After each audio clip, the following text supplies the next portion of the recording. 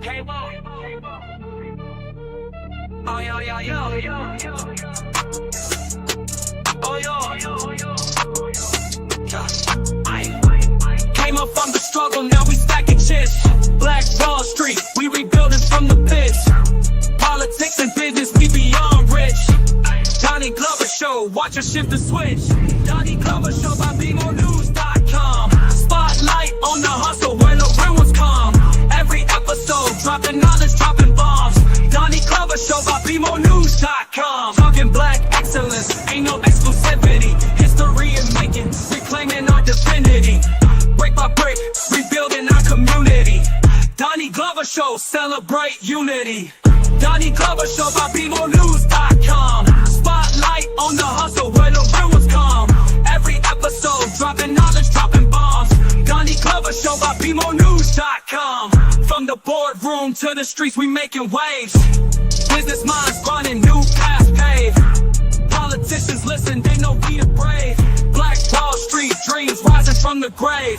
Donnie Glover Show by BMOnews.com. Spotlight on the hustle where the we have some stars in the building. Donnie Glover Show by BMOnews.com. Oh yo, oh yo, oh yo, yo.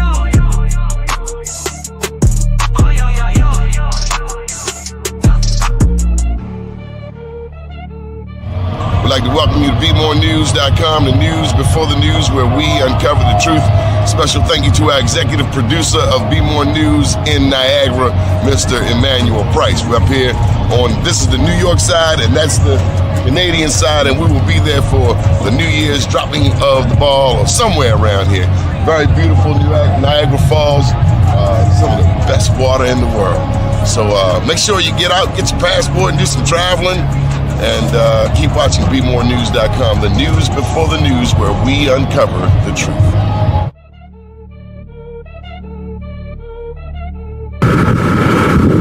Welcome to BeMoreNews.com, the news before the news, where we uncover the truth. Here on the Bank of Mississippi with our very dear friend Corey Mathis. A beautiful town, New Orleans.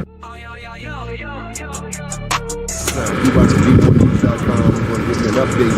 10 years since Katrina. The news before the news, where we uncover the truth.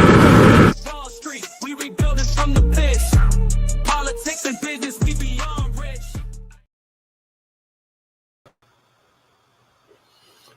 Good evening. My name's Donnie Glover, and welcome to another edition of the Indigenous Series here on the Donnie Glover Show. For over 50 years, I've been fascinated by the true history of this land. History that you will not read in the books. The history that often gets left out of the mainstream narratives. Tonight, we continue our journey into the rich heritage. Rich is an understatement. Rich resilience, rich in contributions of indigenous peoples right here in Maryland and across this continent.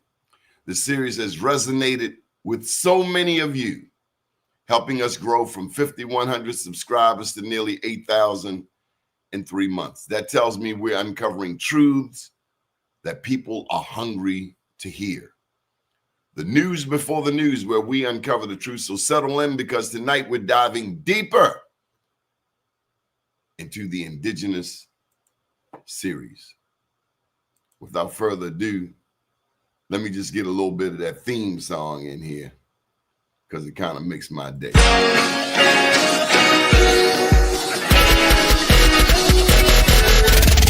Donnie Glover, here it go. Like, share, comment, subscribe. Welcome to the show. Peace, family. The shadow illuminates from the soul. Knowledge yourself. You probably sitting on a pot of gold. Tell me in the chat, you think we from Africa? Really though? The wrong perspective will cloud your judgment. I mean, somebody could tell you somebody you wasn't. Pay more homage and less worship. You tired of being a pushover than be assertive. Politics is just an old ancient secret circus. It get deeper the more you go in below the surface. You gotta learn to heal the trauma, be your own savior. My old earth gave me birth to God, one with nature. I'm an American Indian. Fight for the rights rights of my native land. I'm an American Indian. Fight for your rights, fight for your life. Eastern Shore, Mississippi, and down by the river. Black man, red skin, bunch of Indian givers. Real side of Shakur, prisoners of the war. Return of the matriarch, the return of the God. East side, muddy water, we indigenous tribes. Black Wall Street, I run a family business of mine. Straight out the gutter, word the mother, high chief on the rise. They read the Bible translation, but ain't reading the scribe. Keep it G, Cherokee, Gullah Geechee the gang. You know how it is, everybody got beef with the king. Turtle Island, we steppin', can't let them kill our connection. You know the mind and the tongue be the deadliest weapons. I'm an American Indian. Fight for the rights of my native land. I'm an American Indian. Fight for your rights, fight for your life. I am a real American. Fight for the rights of my native land. I am a real American. Fight for your rights, fight for your life.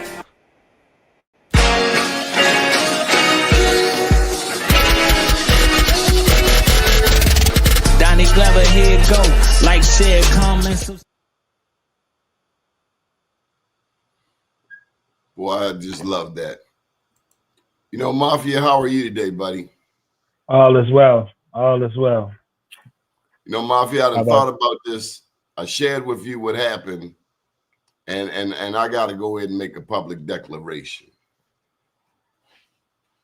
Now, you're going to be the nudge guy, so if I veer too far to the right or too far to the left, so I'm going to try to make a politically intelligent statement. Ashe.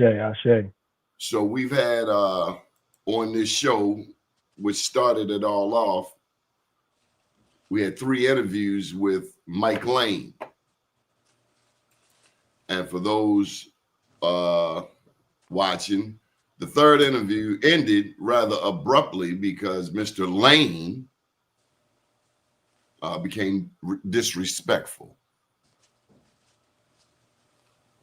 And I'll be damned if I'm going to have somebody come in my house and talk disrespectfully to me. But I put it aside, and I saw some of the comments in the chat was, bring back Mike Lane. Right. Bring back Mike Lane. What I didn't really share is that upon doing some research on Mr. Lane, I've concluded that there's a lot of talk where the talk ain't matching the walk. The most important thing to me about Planet Well's presence is he keeps us focused. And he without even really saying it, we know he expects decency from us. You can cuss a little bit, but, you know, right. He wants you to be decent, peaceful. But he's also from New York. And I know in New York, you deal with a lot of people, 8 million people, and real fast. Mm-hmm.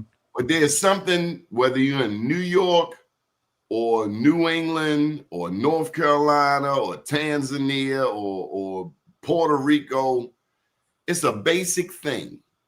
And a lot of people, you know, we get all of this knowledge and we think that knowledge puts us on a certain level. But the knowledge without some wisdom is nothing.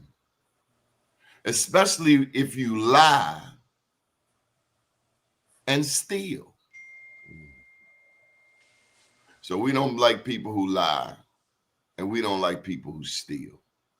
That's about all I'm really going to say, Mafia, in case you want. Yeah, that was a great presentation, you know, but as we uncover on the show, even with just knowing our history and our genealogy. No, he's not.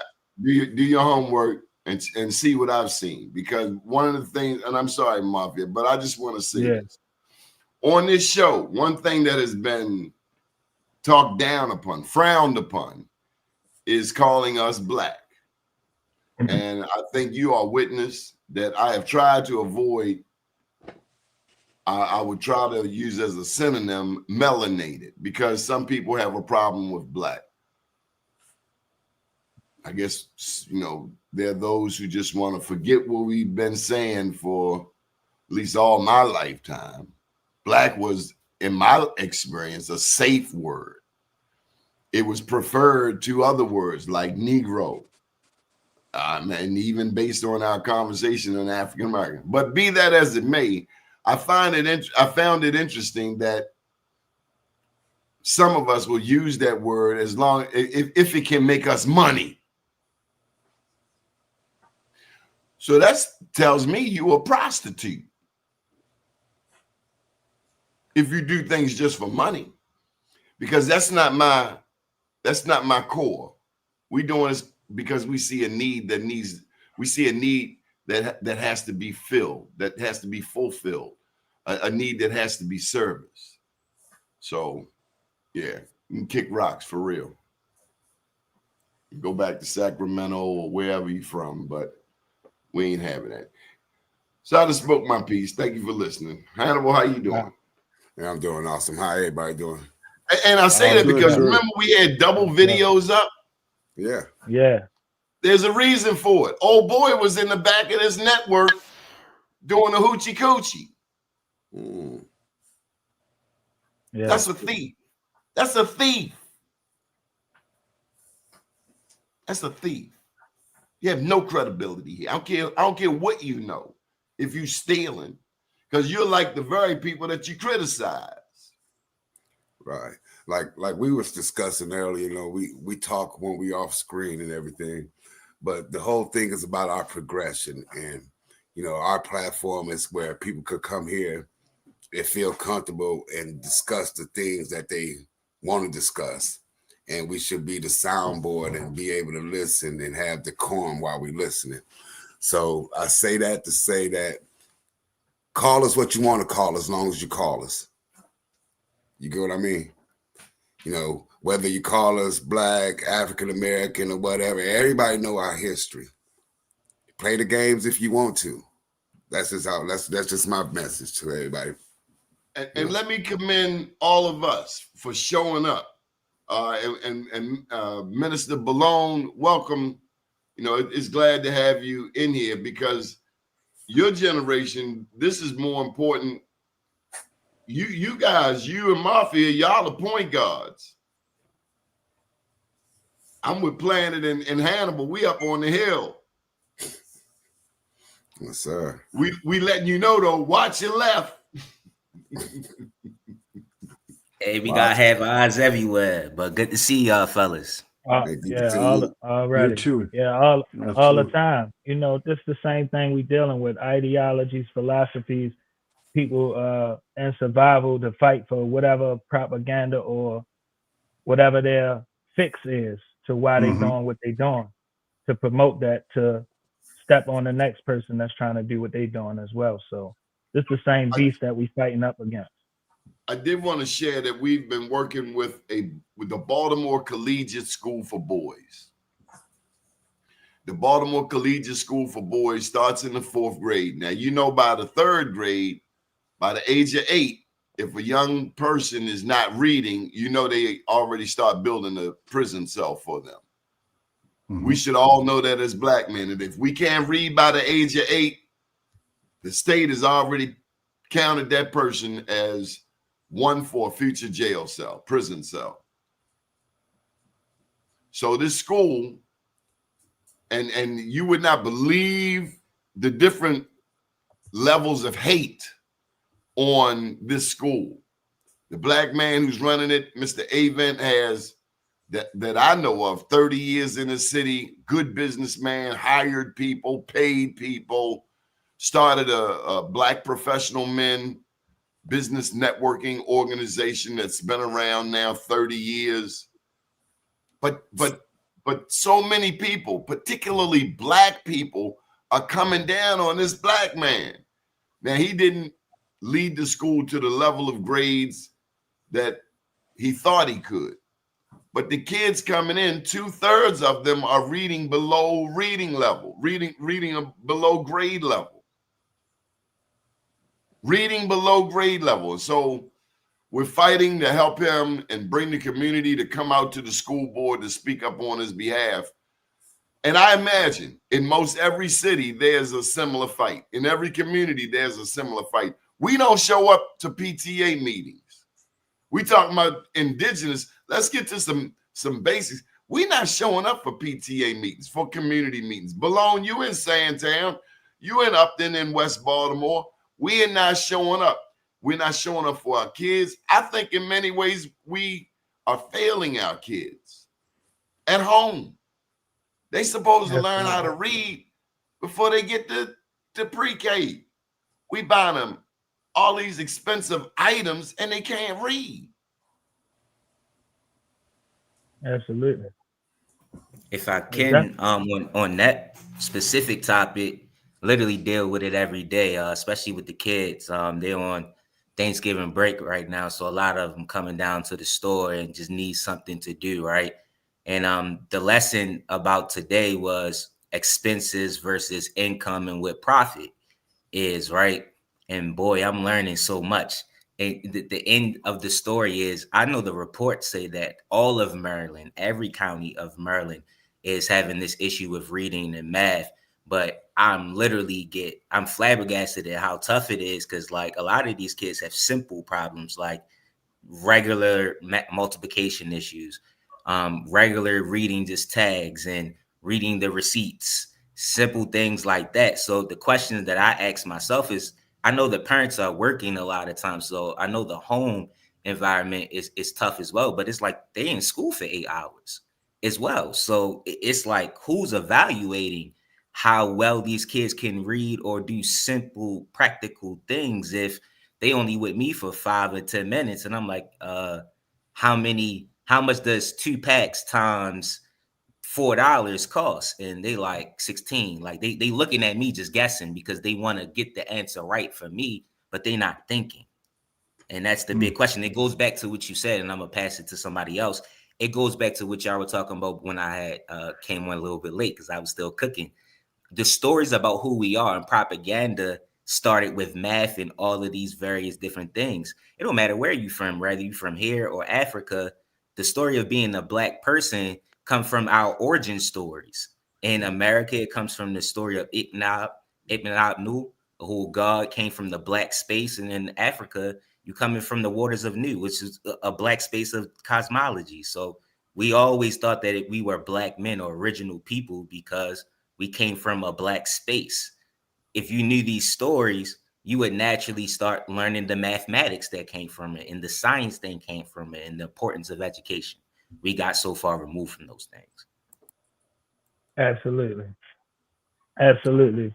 Whether it's, like you say, indigenous to this land, the cosmology and astrology of science and mathematics is the language of nature. It's God's language. It's the language of the universe. So understanding these things is simple, but at the same time, the indoctrination, the system that we talking about, schooling, is about indoctrination as opposed to evaluation. So what we learn and how we learn to operate in the society is not just about knowing. You got to learn how to use these tools in society, what we're using today, as far as in what we up against, and knowing how to apply this, because we still applying the individual pressure as a collective thing. We have to have like they say, take a village. It take a village not only raise a child, but to be a community. I think I'm a little bit older than you guys, and I can't remember when the people at the stores used to cheat our ancestors with their money. You guys probably don't remember the elders. Yeah.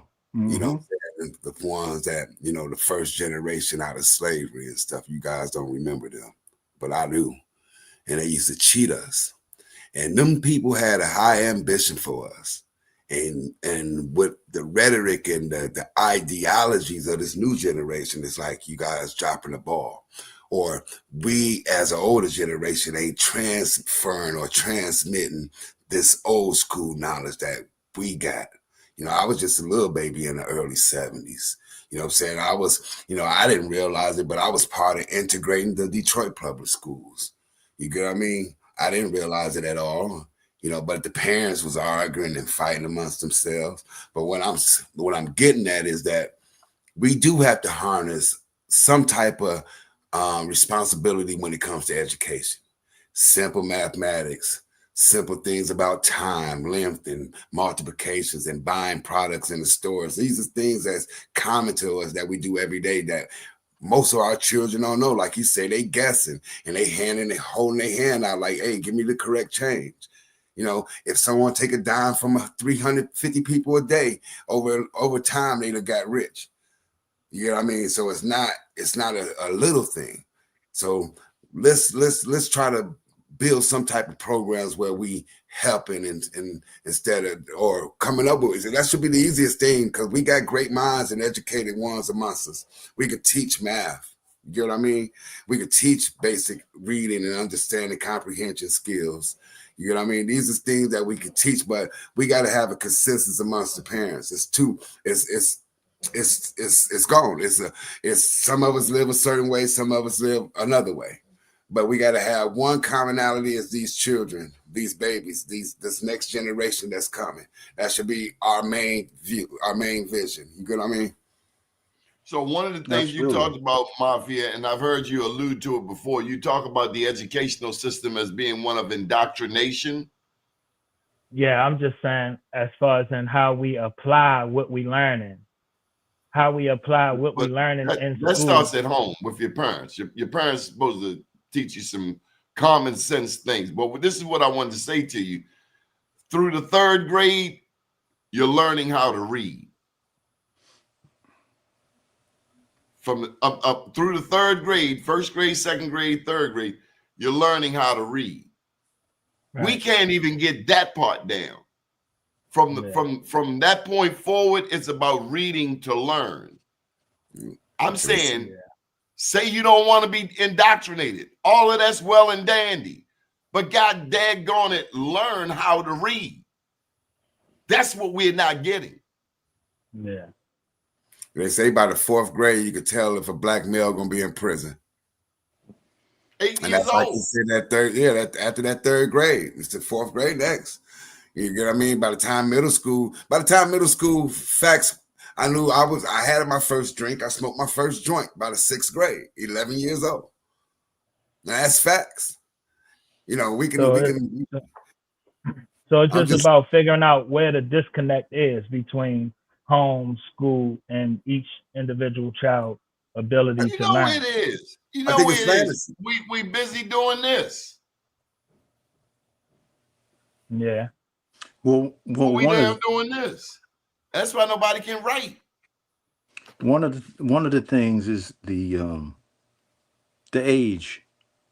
So, you know, Donnie.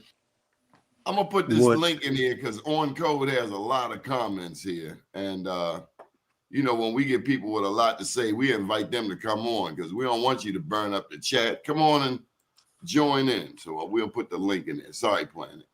What I used to do, I mean, take it from a music situation. I used to, you know, get up and get on the bus and go to the music store and go through the albums, you know.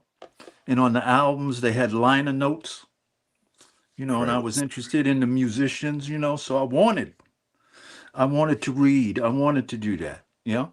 And it was a certain pride when you got the right album, you know, it was that whole thing, okay? Then you brought it home, you put it on the turntable, you listened to one side, you reflected on that, and you flipped it over and you listened to the other side. Now, the average person has like 20,000 songs on their phone, right? So we that's one thing. And that's when I say the age, this electronic age, as Donnie was alluding to, right, has substituted some of the basics that a lot of the older generation benefited from because times was slower. So now we have to implement, right?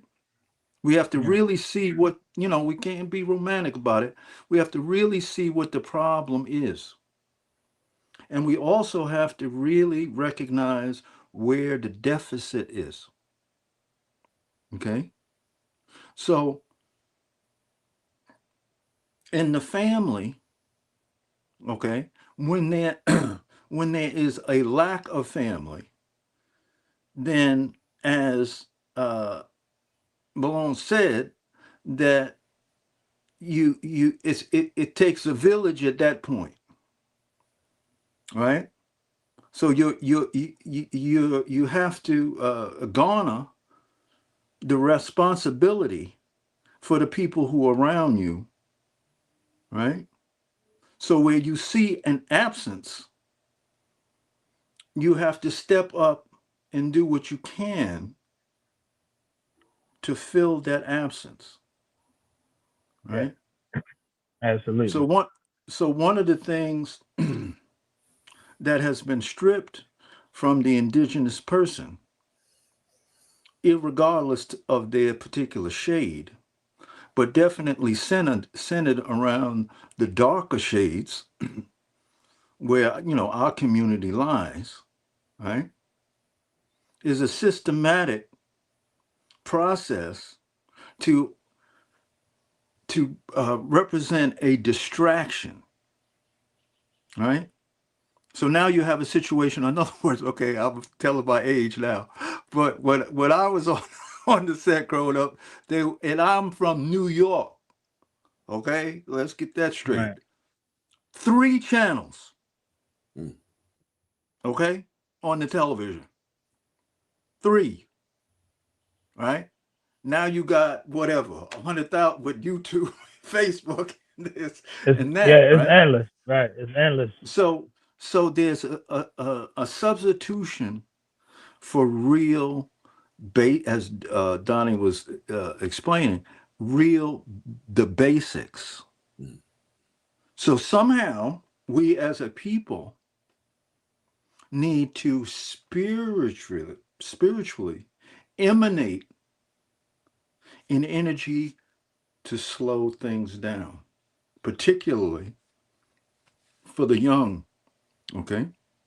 Now, it's very difficult to slow things down if you don't value that. So we live in an amphetamine society where everything is boom, boom, boom, boom, boom, right? And for an older, person in their 20s, 30s, whatever, that's okay. You can kind of roll with that. But for the development of the children, that's not a good look. It's not a good look, right? So we have to address those as we have this think tank to come up with ways to instill that, because that's the prerequisite for learning. I had an advantage. My mother was a master teacher, right? And she taught Denzel Washington how to read and write. He remembered her 50 years later. Okay. But we have to figure out cosmically or spiritually or religious, however you want to look at it, how to slow it down. Because the younger people, we're losing them as a result of this quick, I gotta get that. Da, da, da, da, da, da. One of the things is if someone is gaming on you, check it. And you're in the parking lot and they say, yo, I got this watch, man. Yo, I'll give it to you for $50. They looking around, It's always the speed thing. Right. Because they know that gets you into this trip that they can take advantage of. And this Right. is what society is doing to our children. So we got to some kind of way figure out how we going to slow this down. What's the element? And, I think it's like the basis of my bad. Yeah. No, I'm just saying it's just like the younger they are, directing them to more learning apps and things of that sort so they can become familiar with that. Because the older you get, you're not going to look towards that. It's just like Candy Crush. When Candy Crush came out, we liked, we remember that from a different period of time when it was slower. So as you introduce more things that they can connect to at an early age, it'll help, because the devices is not going nowhere, and how people use them in society, that's a hard thing. Correct. I think Correct.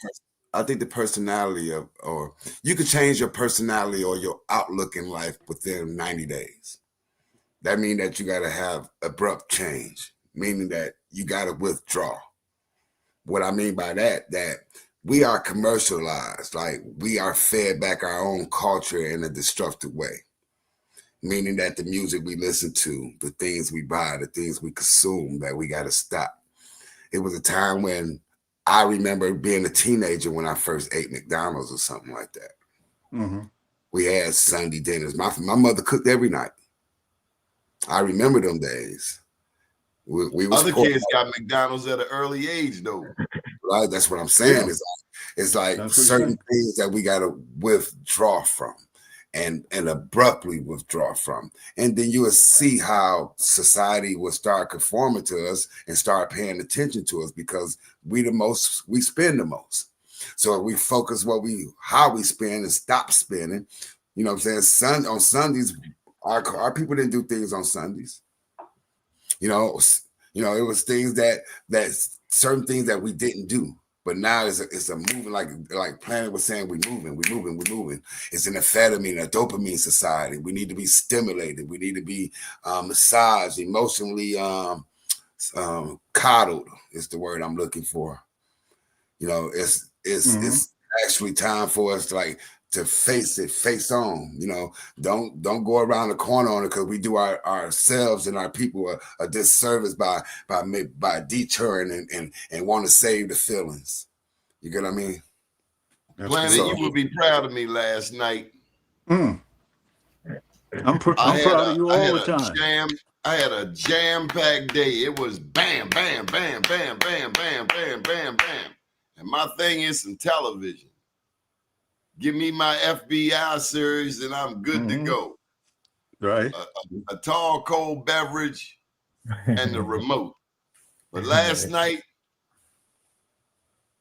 you came to mind. Like, Planet, cut everything off. I took one deep breath. I didn't take three. I was tired. Okay. And I just stayed quiet and didn't cut the television on. The next thing I woke up, it was about 4:30 this morning. Budgeting of time is just as much as important as budgeting our finances, especially as leaders, if we want to find success in the things that we're trying to do. But I wanted to add to what the brother Wells was saying, as far as some options is just like, us all taking a role in whatever it is in our purpose. And taking pride, especially what we have here, taking pride in it as Black men and Black women. And I would even like to push back on one of my great mentors told me, opposites attract. And too often we spend a lot of time trying to, like you said, coddle and trying to make people appease to the issues a lot of times, or appease to the feeling about how one feels when we know that we're not in an environment or doing things that is conducive to our growth. So naturally, it's not always about telling people what it is to do, or it's really just being examples, right? And being enthusiastic about it. I think that changes youth, because I have to make them understand that this is a fight that I'm fighting for them with.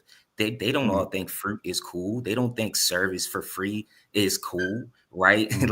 But you have to show them that you care by getting in the field with them and fighting. And naturally, you gain their respect. As you gain that respect and you're teaching them something of purpose, they start to listen, right?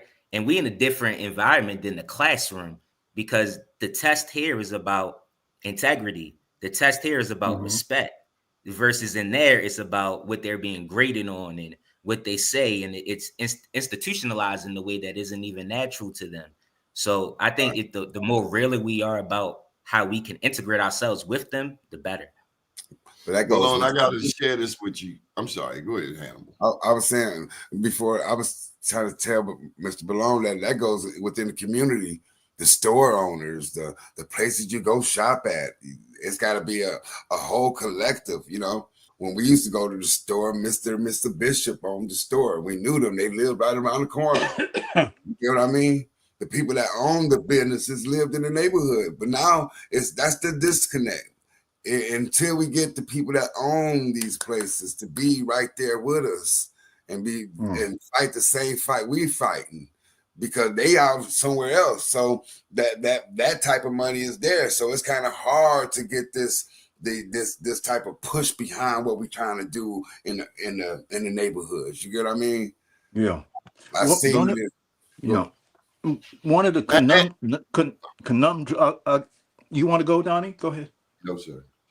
Okay. One of the conundrums is that when one of the things about slowing down, why they don't want you to slow down, is because when you slow down, your internal compass actually tells you what's right and what's wrong. We all have it. We deny it because we never ask, we never inquire into that, who we are. We're always rushing. But if you stop and think, you know, if you're going to be hustled on, this is street talk. If you're going to be hustled on the street and you slow down just for a minute, the homie is going to leave you. Right? Because he knows he can't run that game. Well, it's the same thing. So that's our question. Right? So, Yeah. Hannibal, what you got behind you, brother? Well, that's our for my family, it's the Issa Muskogee League and Kusa symbol, sovereign descendants. You know, got the mother of the tribe ahead at the head. It's our emblem that my family and a group of our families we use as our emblem. And pronounce it one more time. It's a Muskogee League, meaning the people of the Muskogee people. It's a Muskogee League. That's what you've been saying all this time. I thought you was what that? It's a Muskogee. Okay. Yeah. And you like know the K sound like a G. So when you learn the phonetics of the alphabet, you'll be able to pronounce the words. You know. I just want to know: did you ever throw this on a lady?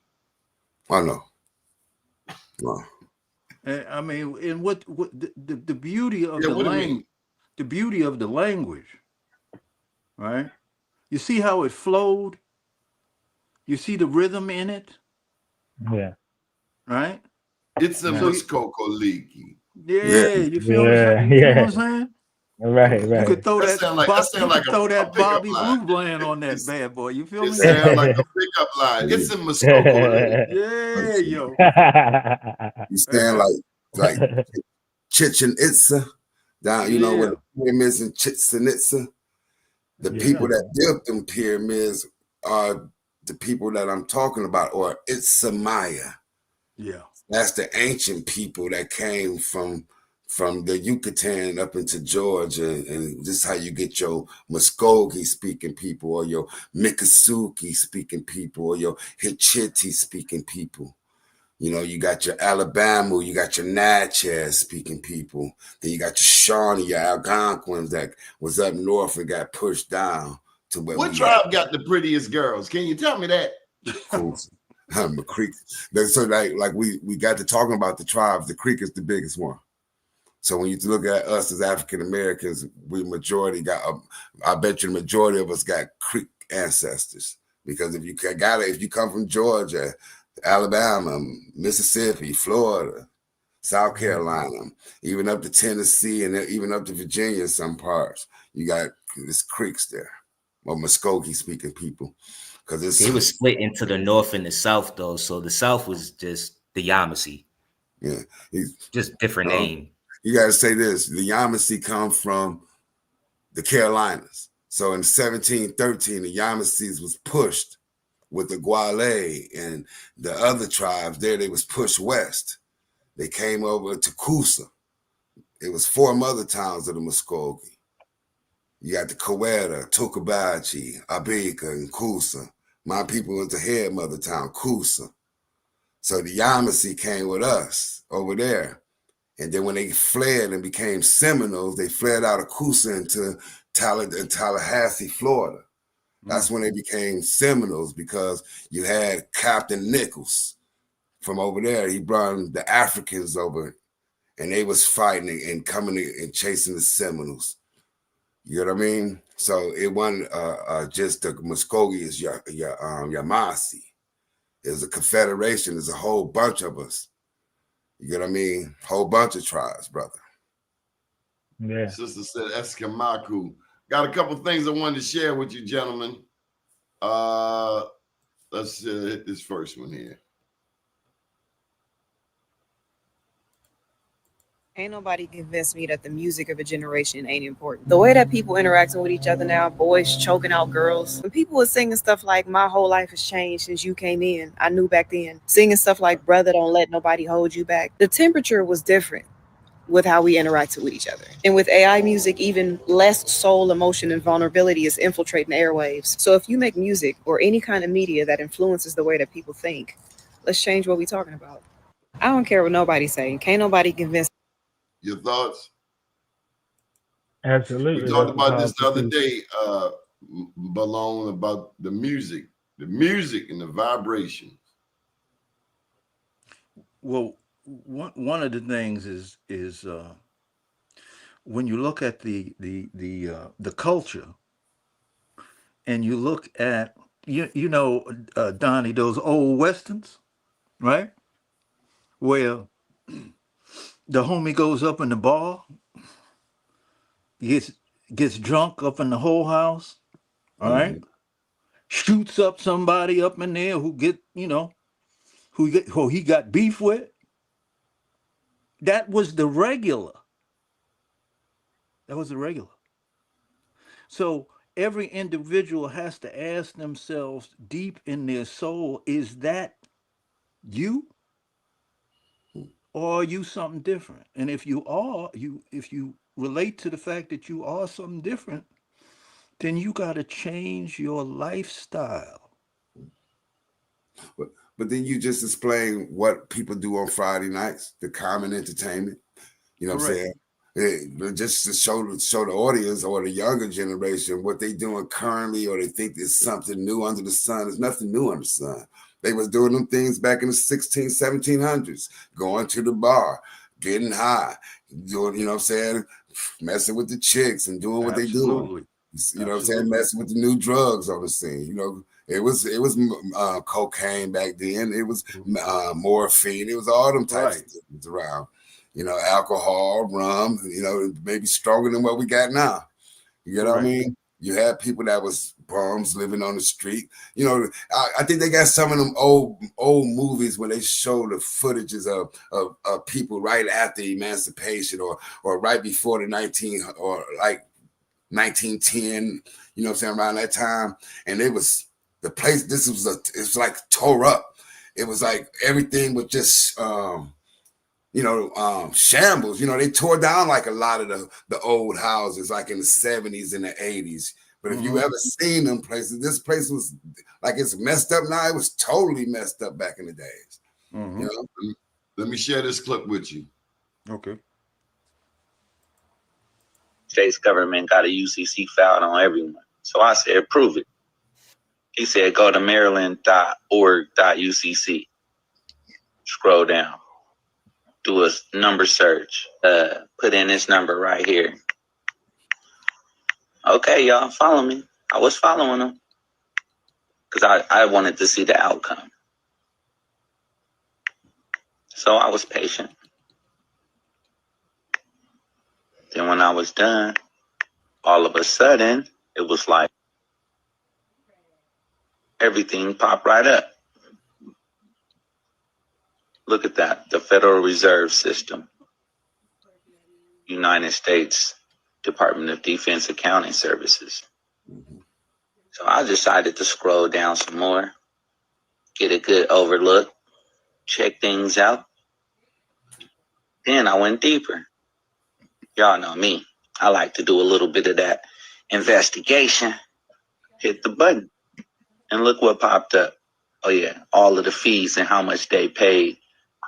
How much they paid to file they filing for your body. Hey, it was $198 though for the whole complete process.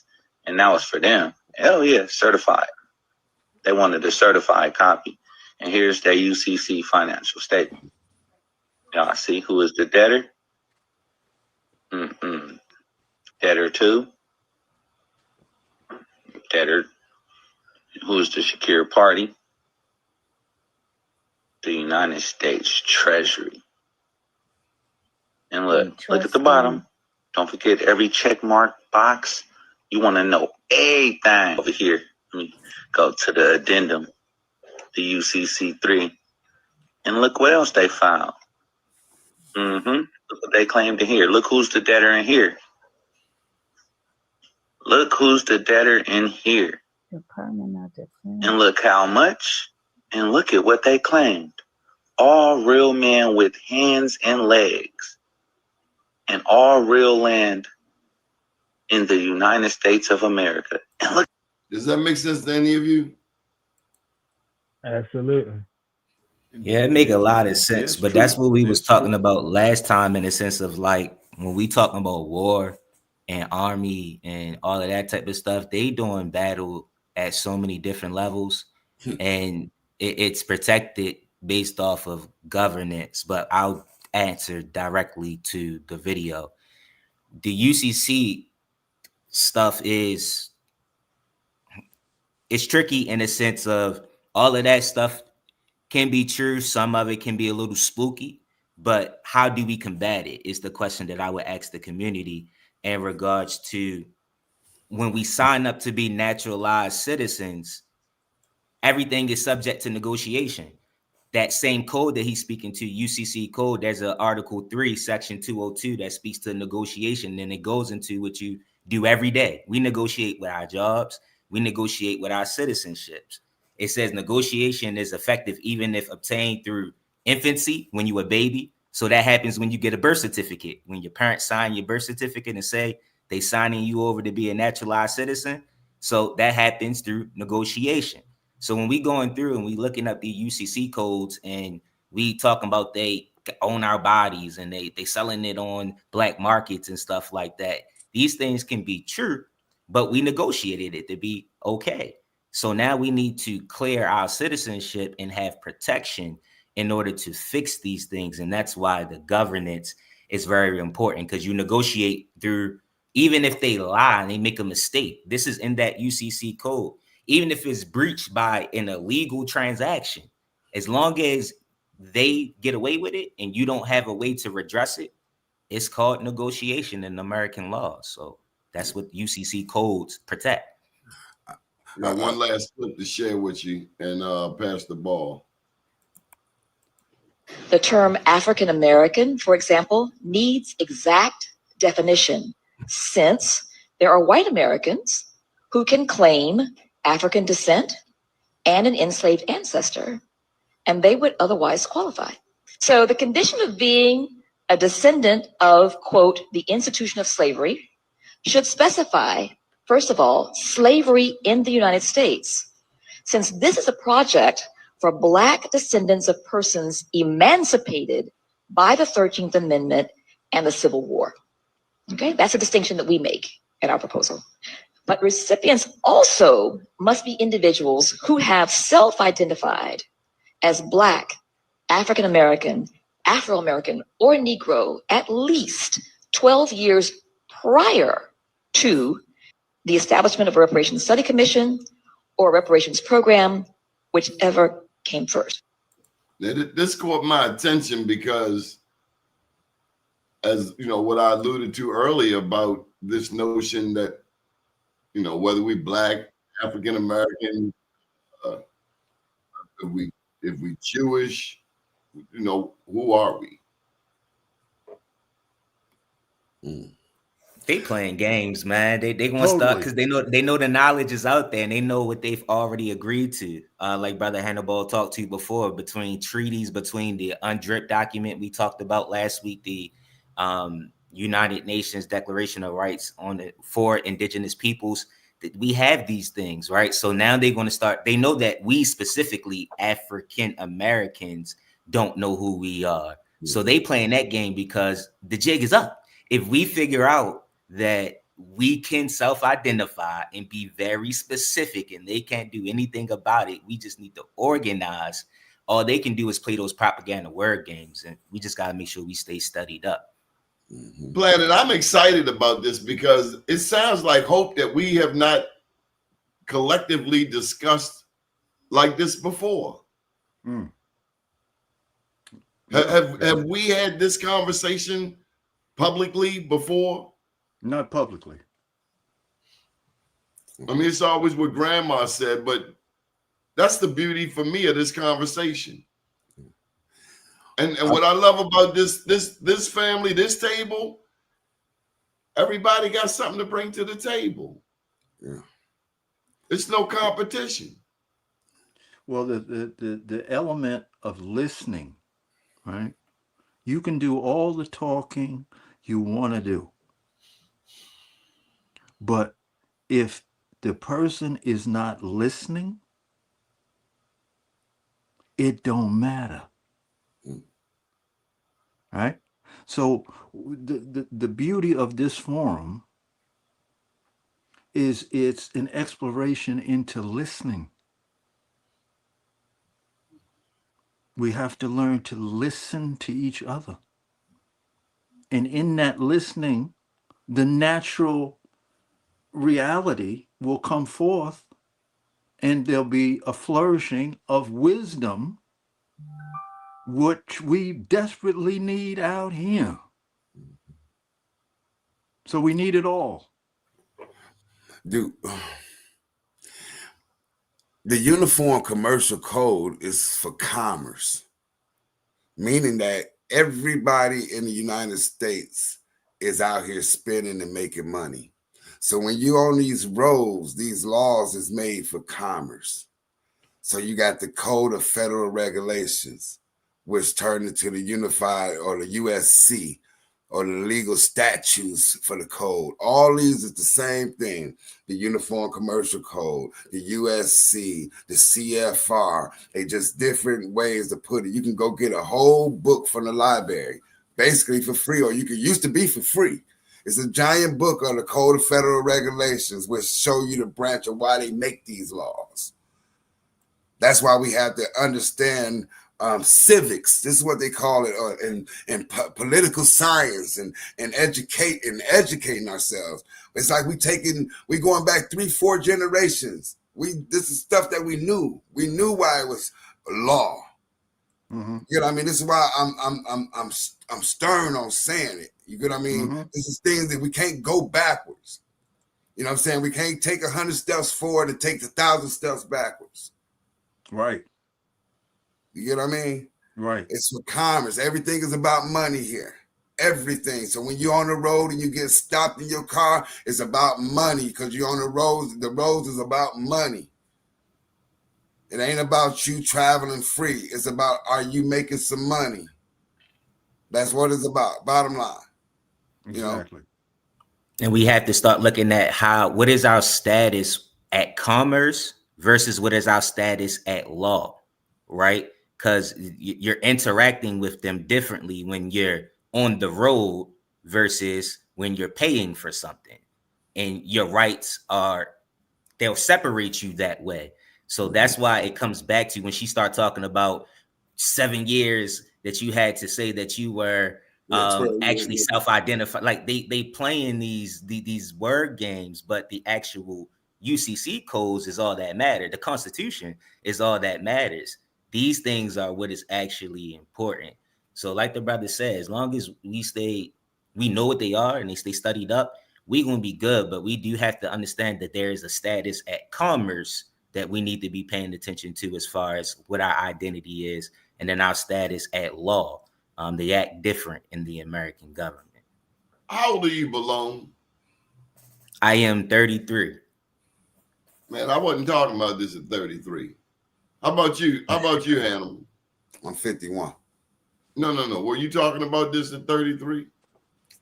Yeah, I think I was talking about this in what, Right, well, 90, 94, 95. Yeah, 94, I was about 20. So How about you, Planet? I was in the neighborhood. mm-hmm. I was in the neighborhood. you know, it's Yeah. just you know, it's the about time But the wisdom of our people is stepping out. You know what I mean? Those but who got let me say this, that the intensity that Minister Balone has put himself into it, oh yeah. okay? The vision to really see the true value of it. No, I did not have that at 30. No, I was preoccupied with We other stuff. commend you, Balone. Absolutely. Thank you, brothers, and and understand too that that's what my name too, energy. That's what it means, energy personified. Just a reminder that I am just a reflection of God, and like everything else and everybody else. But I'm also just a reflection of thousands of us that are in this tribe that are just like you all, that are Mm-hmm. various ages and way more wiser than me, but even younger than me, Mm-hmm. right? Mm-hmm. And even smarter. And it amazes me every day to work with these people. And it's so reassuring. When you ask me, like the challenges, the reassurance is so much more sweeter, Donnie. Yeah, there you go. I swear, when I see these black people and how intelligent they are and the Mm-hmm. things that they're doing across this country and how they standing on it, it it makes me want to wake up every day and do the things that I know my mother would appreciate me doing, being from my community, even though she doesn't understand it in that regard. Mm-hmm. Mm-hmm. She taught me how to be noble and how that it's There you important go. to do very practical things for your people and your community. So she don't got to understand all this stuff. And luckily, because she taught me about respect and nobility, my mother was the first person to respect my name change. So Mm-hmm. all of these things are just being so life changing for me as a black male. It would be crazy not to try to share it with everybody else in my jurisdiction and hope that these young folk and our wiser people, even if they don't take it on, we just had these conversations and we're going to change a lot. Hey, So Mr. No, what that was it? that elegance comes through, brother. Could you explain to the audience what noble mean? Because when you said that, you made me proud. You know, can you explain what nobility and noble mean? Because they always talking about being kings and queens. Tell them what the nobility is. You know? Okay. Can't hear you.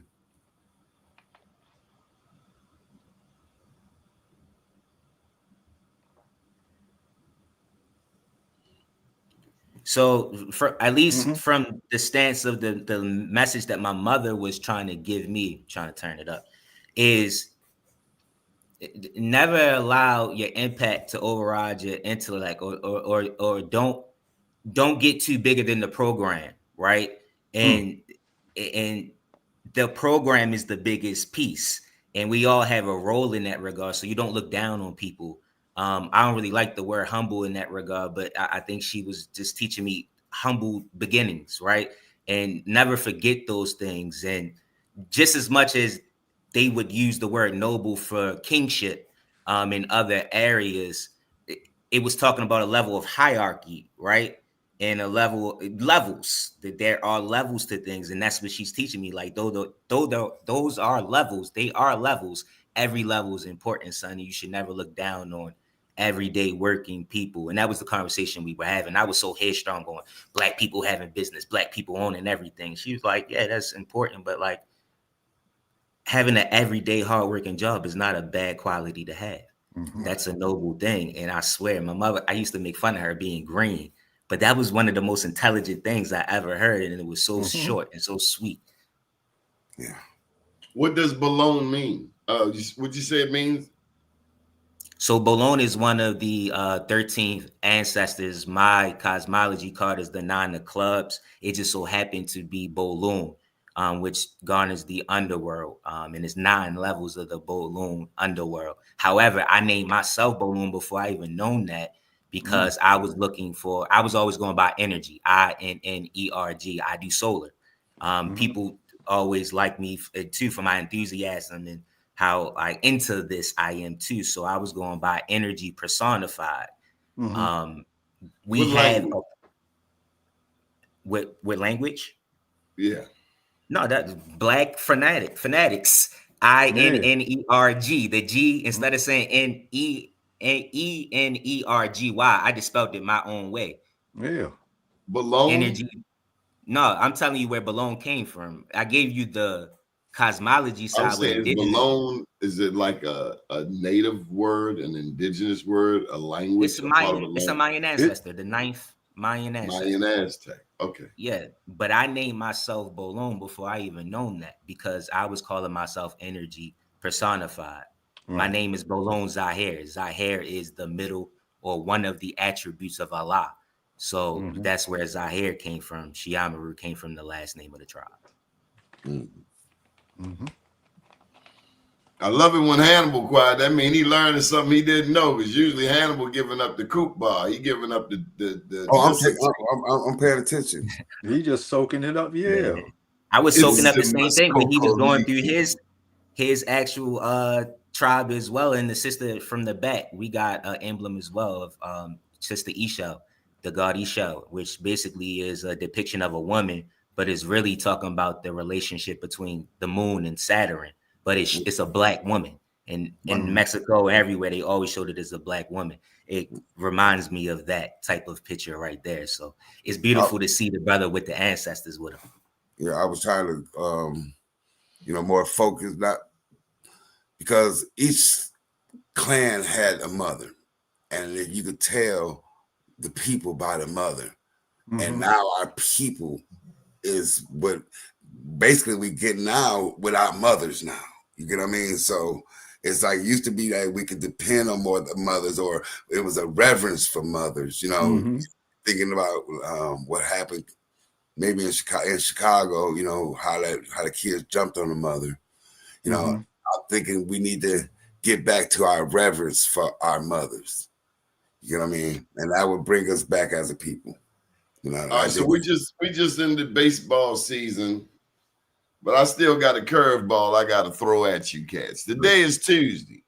Okay. I knew you was 48 hours. And they already done started.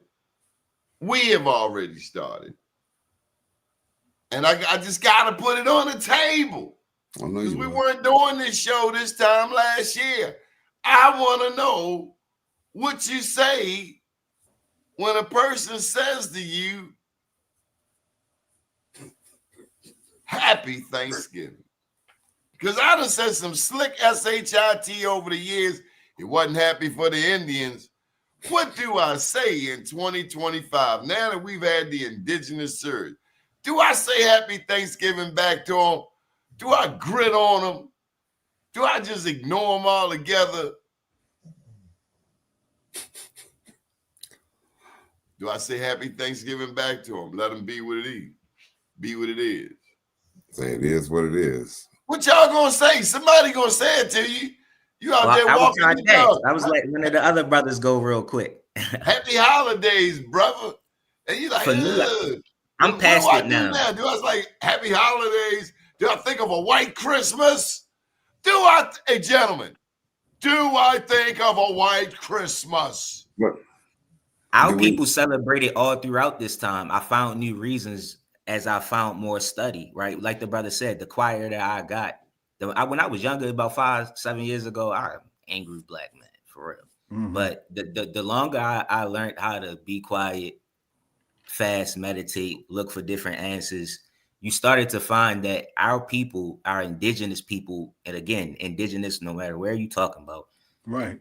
They were following the sky, bro. You feel what I'm saying? So around that time, even the Muslims, the sky. What sky? I'm gonna tell you right now in less than 30 seconds. In multiple different cultures, you found all across the world people around the Thanksgiving time. They were celebrating the fact that you could see the Series stars, certain parts of the world setting, and it happens, and it's the longest period of the time of the year during the winter solstice, during that period of the 23rd of December to the December of the 31st, which is actually the longest night. And various different cultures will talk about a night of power that happened at this time of year. Not just the whole Santa Claus thing. The white folks started to they've been doing that for a long time, even before they came up with Santa Claus. This history has been around way before then. But that sacred time between a week or so before Thanksgiving down all the way to December 31st, or what we call the New Year, has always been a sacred time for indigenous people across the world because they follow the stars. So, you know, they just started to shift everything they can for economics, trading basis, raping and pillaging and taking land. For whatever reasons they were using it at that time, they knew that the issue really is we were vulnerable because it's a spiritual time for us across the world. And they knew that. They studied that. So for me, now that I understand it, it was a time for us to celebrate. Even indigenous people in Americas gave the evergreen to the white folk during that time, because the evergreen, the smell from it, it was supposed to give endorphins to make you smile and make you happy. And they would also bake it as well. But the evergreen tree did not come from Christmas. It came from indigenous people. They even had it on the flag. It's a red flag that you can find on the wall. And they had the evergreen tree on it. It was almost like a treaty that they would give to people to say that they were given respect. All this to say, all this stuff came from us, not from them. Well, absolutely. The other thing is that in terms of, like, once again, the stillness, that you know, like when you leave the city, you can see the stars, right? So imagine a world when there wasn't no city lights in it, right? So what was the entertainment, yo? Looking up in the heavens and charting that and seeing how that flowed, right? So they have this big thing now where they have the disclosure, and they talk about the UFO disclosure, right? I find that very, very insulting, okay? Because my people have been telling of stories of interacting with other beings since antiquity, and no one has listened. So now everyone's listening simply because, okay, some homies in Washington, okay, are putting a committee to say, no, well, we're going to tell about the disclosure. That's ancient knowledge for us. That's knowledge that runs through our veins. Yeah. We can ignite that knowledge in the meditation. Mm-hmm. Okay? Right. In the darkness Mm-hmm. is where the stars are. Right. Horace Lee the Fourth. Hey now. Peace, my brothers. Good to see you. How's Good to see everybody? you. Wonderful, Awesome. wonderful. Strong black man, great to see you. Indeed, and likewise. So how your day been today, Horace? Been one of them days, man. Mm-hmm. Up here in Cleveland. Oh, okay. Yeah, just got here, you know, to deliver this load. Supposed to deliver at 11:30, but they feel like they back here unloading now, man. I'm finally, you know, be able to give me some shut eye for a little minute, you know. Mm-hmm. Yeah, you've been across the country in these last.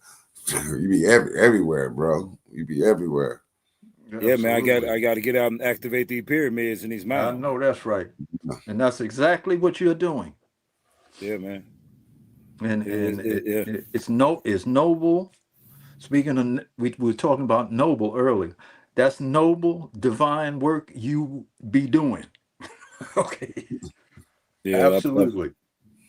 I'm Absolutely. hoping that I'm just hoping that the ancestors and the elders are pleased Absolutely.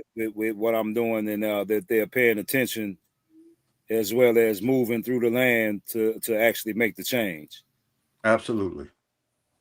Absolutely.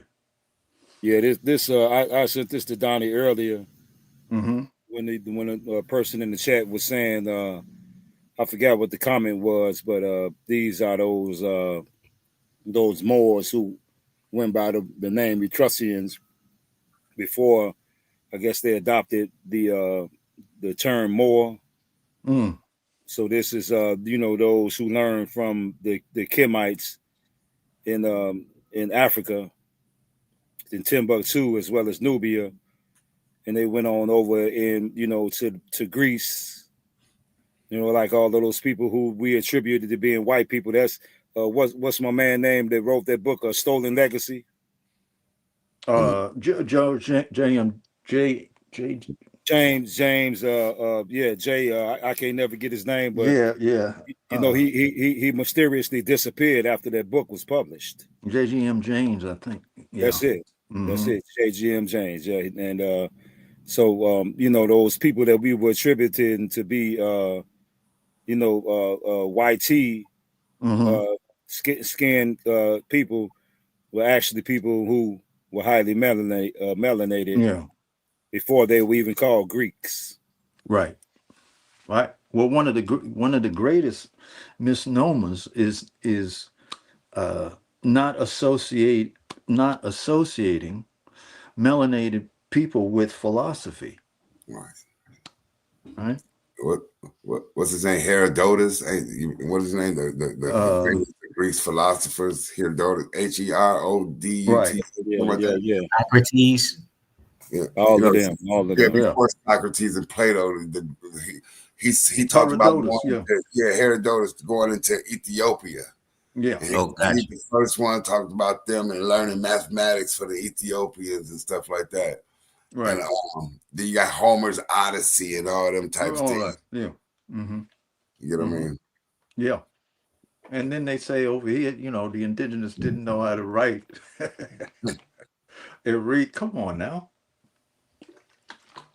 Right, so one of the whole codexes.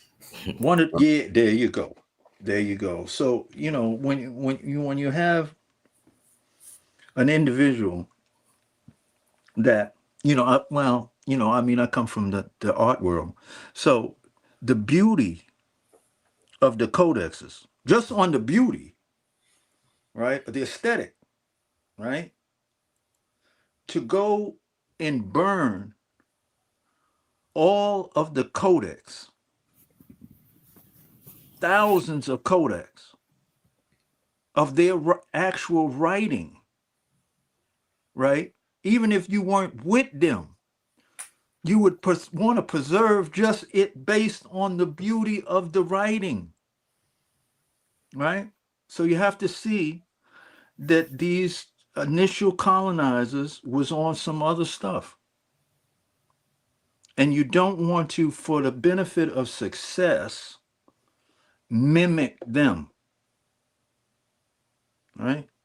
So a lot of the music within the hip hop genre, right, is generated towards wanting to get that money.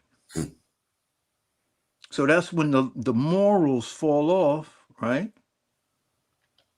Because those same colonizers have super implanted success only to money. Whereas before, success was your moral constitution, right? That's what made you a chief, right? Not how many likes you had, right? But that inner cauldron is what has been damaged by all of this. And it's our job, and I believe we're doing our part to successfully bring us back to our true sense of ourselves. In its own sense is morally enlightened. I got one more clip for you, Planet. Okay. I follow this guy. He's got a funny voice, but here you go. Okay.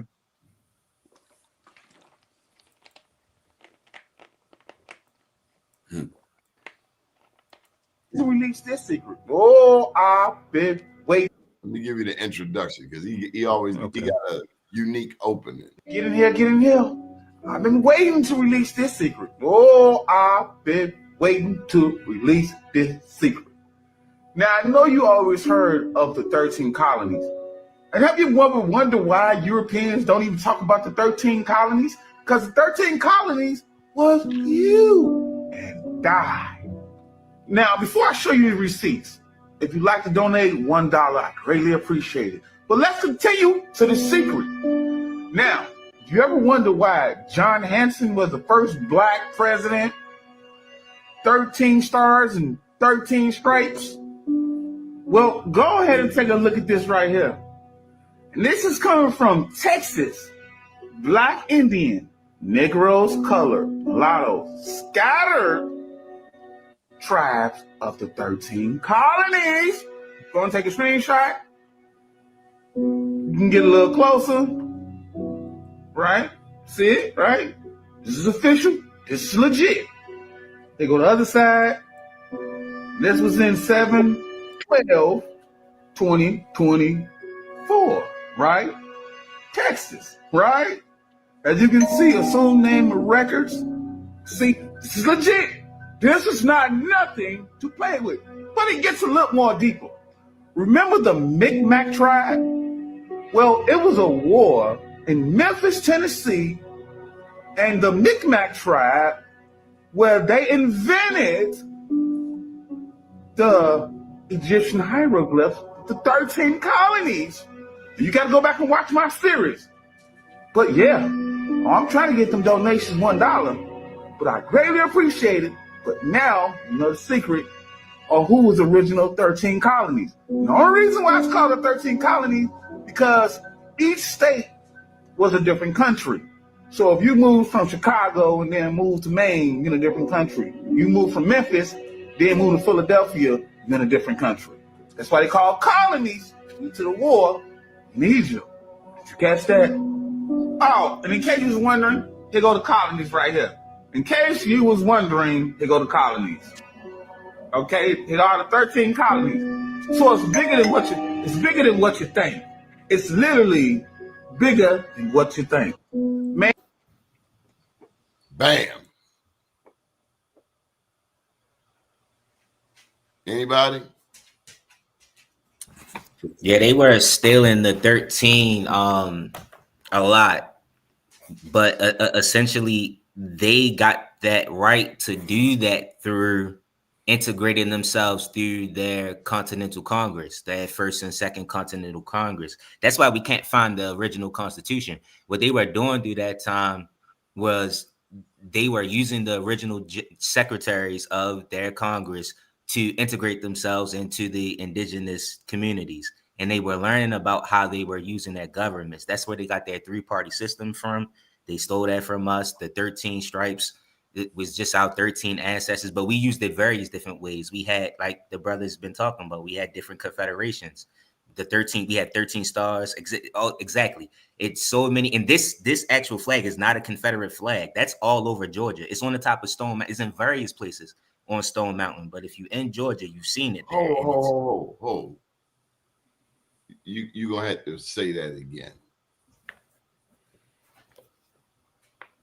Y'all gotta get this book, and we will show you in this book where that flag is clear throughout America. It's not clear. It's not that clear. Your screen went foggy. Maybe you were too close. Hold the book up. It's on Blair right now, but I'll put the link in the chat for you. Okay. It's called The Lost Aboriginal Heritage of the So-Called Negro African American. And in this book, it'll show you a few of the codexes that the brother was talking about, where you'll see this so-called Confederate flag thousands of years before anybody thought about some Confederate flag, right? And then you have it at the top of Stone Mountain as well, which is, I mean, either you can call it a mountain or just a part of nature or a mound that our people used to occupy, right? So we just got to start looking at these things. Stone Mountain, and then pardon my ignorance, I guess it only makes sense. Stone Mountain was originally black or melanated. Yep. Because when I lived in Georgia when I lived in Georgia in the early 80s, we were told, do not go to Stone Mountain. Why you think? I went to Kennesaw, Georgia. I was the only thing black out there besides the floor. This was in the 80s. And now Stone Mountain, Kennesaw, these places have been melanated. So it's like, I guess you're saying we return to what we originally had. Yeah. Only if we do it in the mind. We have to see ourselves as these people. Just as you said, Kennesaw ain't a European word. It still is a misnomer from what they heard, because their tongue can't understand our dialect in that regard. But nonetheless, it was a try. You're right, a good, or just a lie. It's one of the two in that regard. But what we get into is when you see those names all the way on your way to Stone Mountain, they all indigenous names. If you think of, I can't think about that highway. Is it 26 East? Whatever it is that you going that way, it's all indigenous names for at least 45 minutes. You gotta ask yourself, what's going on around here? Who owned this land? Well, I mean, just piggybacking off of that, I mean, the majority of the names across the land are Indian names. Right. Balone, I got to point them out to you. Baltimore. So Balone, here's one, and I'll give it back to you, Horace. Mondam and Mall. Horace is always showing us he's the pyramid detective, the mound pyramid detective. We have just uncovered that Mondam and Mall do you view that as a mound pyramid? It's on a hill.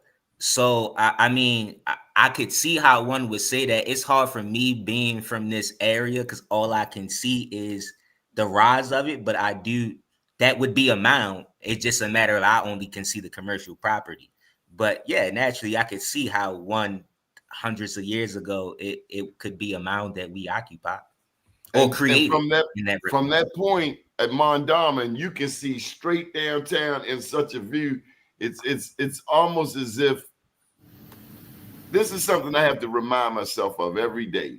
That what we see out here, we think that there was nothing going on in America 1,000 years ago, when the information Horace and Hannibal bring to us every show. Absolutely. Is how there were cities here. The Mississippian culture. I asked some of the elders, have you ever heard of the Mississippian culture? Do you understand the significance of the Mississippi River? Because I am learning that people indigenous to this land view it as more powerful than the Nile River. Yeah, it is. You know, you got one part of where the Gulf of Mexico meets the Mississippi and the waters never meet. You get what I mean? There's two different types of water. You guys ever seen that? Yeah. Where the river water and it's the sea water, and they never touch. Yeah. Yeah. Then coming from the East Coast, you got the Allegheny River, which flows into the Maumee River, which was renamed the Ohio River. And that goes down to the confluence of Cairo, Illinois, Little Egypt, and flows into the Mississippi. So all of those were that's what they wanted to get control of, was the waterways, because that's how we traveled the land. So whenever we end up on these different parts of the land, our ancestors was there, or we were there back in the days. But it's another thing that came to mind, and that is that people still have an issue with us being indigenous to this land. So now that will leave the discussion open for, if that's the case, then nobody here is indigenous to the land. So now how is that this is the only place on the planet Earth that there are no indigenous people on the land? Because if we're from Africa and the so-called Native Americans, we know that they are from Siberia. They know it. It's in all the books. We know that the hybrid Germanic European is from wherever he's from over there. And then we know that the Mexicans, or which is another word for mixed, that they're nothing but Siberians mixed with Spaniard. And so we know that the people, and the only people that seem like they seem to be still dealing with a real pure blood is us, the Haitians, and the Jamaicans. Everybody else seems to have been washed out. But my initial statement is that if we're not indigenous to the land, then that means that this land was empty until the Siberians got here, then the Europeans got here, and then we came here on ships. It doesn't even make sense at all. Well, I got to put it back out there. Luzia, bones found in the cave in Brazil, 11,000-year-old black woman, melanated woman. But see that when they throw those numbers out based on their carbon, they making them up. Yeah, because they lie about everything else. So why do I expect them to tell the truth now? Yeah, but even if they were accurate based on carbon-14 dating of the carbon that had settled in those bones after that particular person was deceased, she still would be considered a baby. Yeah, because we've been here so many billions of years.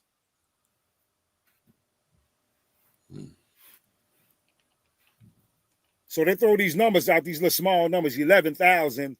That's just like saying, oh man, that this cup of water matters in this ocean. Come on, man. Mm-hmm.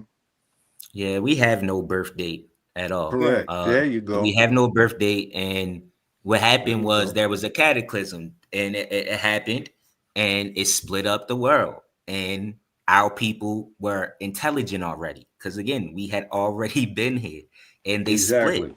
Some of them were on the African continent, and some of them was on the American continent. There's no other way that these people can. That's why what you were saying earlier, Brother Wells, was so important. It's no other way that these people could be making these beautiful paintings, because the most intelligent way to share information back then was to make pictures. It wasn't to speak, because we had different dialects at some point, right, over time. Right.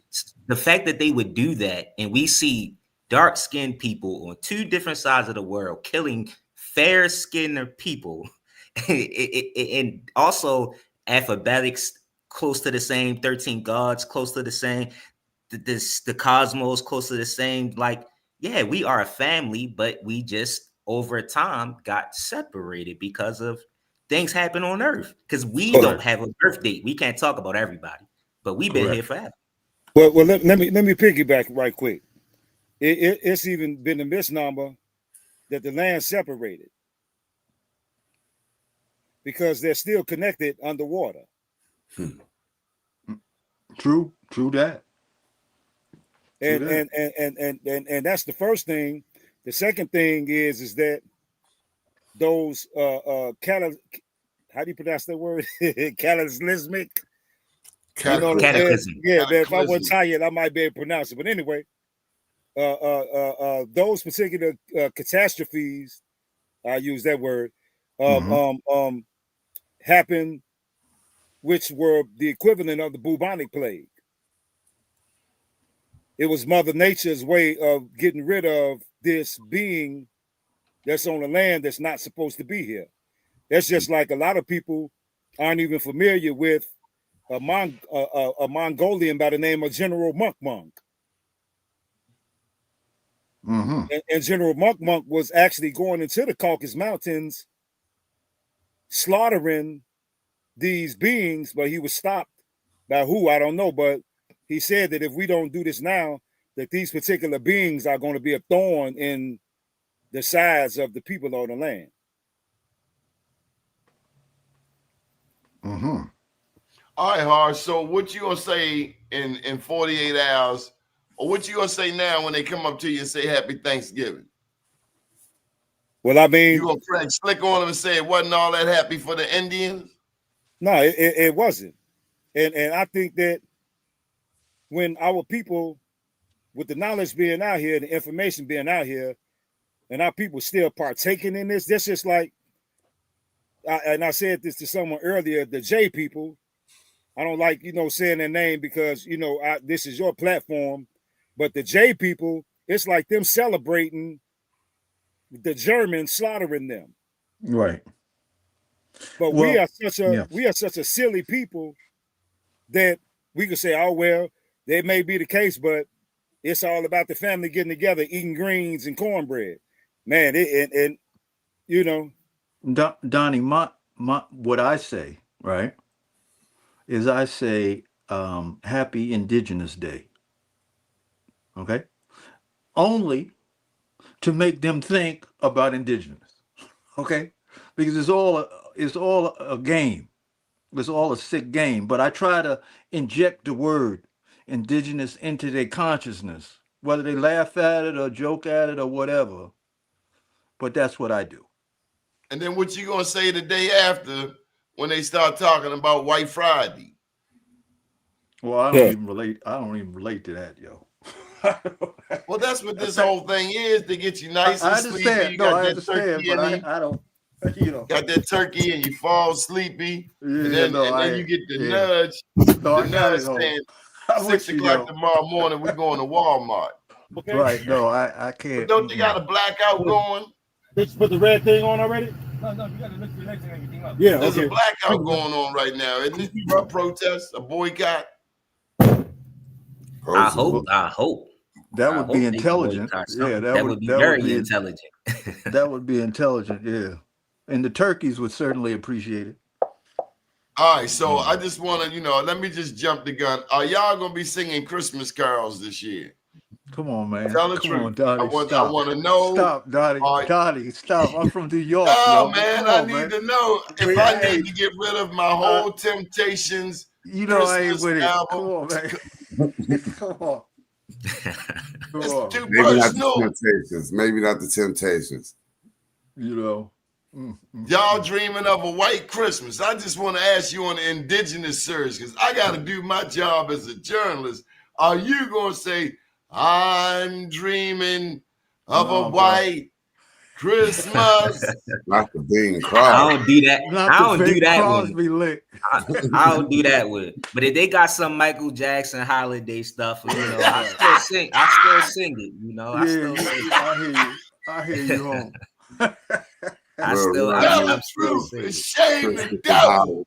Come on, man. Hey, but the reality is, beyond not even on no deep level of what I was talking about earlier on, like the cosmos, the other side of it too is like everybody, as much as I would like it to be, though we in war, everybody ain't at war, right? Like everybody is not prepared to be ready to drop the presents and drop the turkey right now. So I think these are opportunities to, like, if we feed our people more than food, but don't force it on them. Like every time you at the Thanksgiving table, hey, some pilgrims, they kill some niggas on this day. Like you feel what I'm saying? It's like just try to be the example in that regard and find ways to connect with your people. That's why using terms like black and all of that, it's not important to be overly intellectual in these times when you're trying to get a job done for our people. We need to be able to mobilize people. That's why Farad Muhammad, when he would go to people's homes, he would eat whatever they offered him, knowing he was Muslim. However, there was a higher intelligence there. Yeah, he was right here in Detroit with Mosque number 1. Farad Muhammad, right? That's Nation of Islam, and probably eating whatever the hell they offered him in Detroit. All right, so let me give you all a history lesson. To the end of it. This is Saint Nicholas, a legendary figure with contemporary relevance. Saint Nicholas was a 4th century Christian bishop known for his generosity and secret gift giving. He is the historical figure. Are you ready? Are you ready? Are you ready? Behind the legend of Santa Claus. I don't mean no harm to the nice white people out there, but y'all ain't known for giving away stuff. Just ask them black people in South Africa with all the diamonds who broke. That's just St. Nicholas right there. Black man born in Turkey. Wow. If you don't know now, you know. All right, Planet. Come on with it. All right. We've been on here an hour 34 minutes, so it's okay to say something nice. I ain't got to buck on nobody if they say Happy Thanksgiving. I ain't got to say it wasn't all that damn happy for the Indians. And I got one more question for y'all. Are we doing a show on Thursday? I'm here. Or y'all gonna be stuffed with, I'm here. I'm here. Okay, all right. I will be with the family. Okay. I got work on them, y'all. I got work on them. It's my time to work on them. Well, your presence will be here. Don't eat too much sweet potato pie, man. I got all the veggies, you know that. So I'm gonna make sure they get some of that good carbon-based food up in them. I wanted to tell you, Balone, when I was over at your stand the other day, it was a young man. It was Friday. And the young boy, I guess he was about 8 or so, he came up to the counter. And I think you were there. We posed the question to him, why aren't you in school? His answer threw me a bit. Not that I haven't heard it before. He said, I didn't feel like going. Now, all I can say is if that young man had my daddy for 5 minutes, he would never say those words, ever, ever, ever. But he was 8 years old and he had decided he didn't feel like going to school. Wow. And y'all gave him something to eat. Older brother there gave him something to eat. That's how we meet a lot of the kids, man. Because we had a time where you don't want to say nothing to nobody, kids, because Caddy is shot for that. Yeah. Real talk. Don't say nothing to my kid. It wasn't not my baby. Yeah, it was your baby. As a matter of fact, your baby was the ringleader. Talk about it. All right, Planet, we need to meditate. All right. Because I ain't gonna lie, I'm going to see some peoples on Thursday. And my goal is to collect a plate everywhere I go. And then me and the dog get some work I in. ain't gotta get no food for a couple of days. You ain't gonna have no chitlins on the places. Oh no, but I gotta tell you, I have eaten a wrinkled steak before. That's what my daddy called them, wrinkled steaks. Matter of fact, back then we wouldn't eat them without the hog maws. Now I did have a problem eating the trotter. You know what a trotter is? Pig feet. Yeah, that's the pig feet. That right? I had my plate. My daddy had his plate, and I picked a little bit of meat, but he left nothing but a pile of bones. I was like, well, I'm not eating all. Plus the pig feet had little hairs coming out, like, you know. We're called trotters. Real talk. But I do miss me some. My mama been gone 4 decades. I miss her oyster dressing. So any of y'all making some oyster dressing, y'all call me up and I'm coming to get it. I don't care where you at. Oyster dressing. Oh my God. That sound like it's indigenous to Baltimore. I never heard of it. Yeah, my daddy, his was okay. He tried. He held the line. They got it in Louisiana. Yeah. Oyster dressing. Oh my God. I love Louisiana. I put out Maryland crab soup up against that gumbo though. Matter of fact, at my anniversary party, we're gonna have some Maryland crab soup. Yeah, the Maryland crab soup all day for me. Yeah. Certified. No, I love me some gumbo though, but I love that crab soup. Now you're talking. Love me some gumbo. And the real Maryland crab got crabs in it. Yeah, no lie. My great grandmother, she used to, no matter where people had crabs, it didn't matter if it was in the hood, at a church picnic, or at your house, she was gonna take everybody claws and take whatever pieces of the crab people wasn't gonna make, and before you know it, everybody had crab soup. It was happening. Absolutely. All right, before we go, I need to go around the horn. What's your favorite cake? Mine is pineapple upside down. Any of y'all got some pineapple upside down, please hit me up. And it's got to have the pineapples on the top. It ain't pineapple upside down, you ain't got no pineapples on top. That's some diabetic attack action there. Come on, Hannibal, when you ate cake. Maybe you don't eat cake no more. What's the sweet? I like caramel cake with fresh caramel made, and you know what I'm saying, from scratch. You know, the caramel and the cake made from That's scratch. real sweet. Well, my cake would have to be a pie, and it would be my father's pumpkin pie. I miss it. I miss that. He was a master at making that one. Mm-hmm. Yeah. Now sweet potato pie. Yeah, that too. They're interchangeable. They're interchangeable. Yeah, I must say I'm a bit more fond of that sweet potato pie, though. I got You know, we had some Muslims on North Avenue here in Baltimore. Damn non-black addicts chased them off the damn corner. You ain't even hear what I said. I got it. What kind of cake black you talking about, addicts. Horace? I heard Earl Thornton. He said, "Give me the German chocolate." My mama made a German chocolate. German chocolate got that coconut in it, right? The coconut, yeah. Lord, yeah, that's my joint right there. Back to Big Mama. My favorite is coconut cake. Or I didn't really like cake, so corn pudding. She would make corn pudding. Yo, I could put that on anything, bro. Yeah. Y'all remember egg pie? Y'all ever heard of egg pie? Egg pie? Yeah. Oh no. Oh man, that's good. Like it's like a custard pie, but it's made out of eggs. Oh, like a custard. Like lemon meringue pie. That's a Baltimore thing right there, lemon meringue pie. You don't know nothing about no lemon meringue pie. No, I used to stay away from that joint, but all my uncles and my grandfather and them, I thought it was like, what is it? Butter pecan. I thought it was an old thing coming up. Like you had to be a certain age to eat that. Well, that's that rum cake. That cake with that liquor in it. That's what you gotta be old enough for. Speaking of, my mama had an eggnog, boy. She put that doctorate up.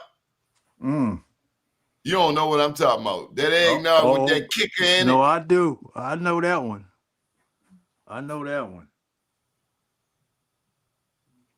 Come on, Harsh, you being quiet. I know you. What you waiting on? I know, man. I was in the process, but peach cobbler with vanilla ice cream. There you go. That's my. What kind of ice cream? What kind of ice cream? Vanilla. Yeah, Jack. What brand? You know we in the brands. Oh, well, I mean, if I want to, be bougie, Haagen-Dazs. That's the one right there, man. That's the vanilla bean. Yeah, exactly. Yeah, that's what I'm talking about, man. The bean. Yeah, for sure, man. I'm cheap. I said Briars. Hey, give me Briars Rocky Road all day long, cousin. Get it I and knock roll. a half a key of that out. Yeah. I mean, we forgot the banana pudding too. Oh yeah, that's sock it to me. Sock Sock it to me. Oh yeah. What is sock it to me? If I'm mistaken, it's almost similar to a upside down 7-Up cake. Yeah, 7-Up cake, right?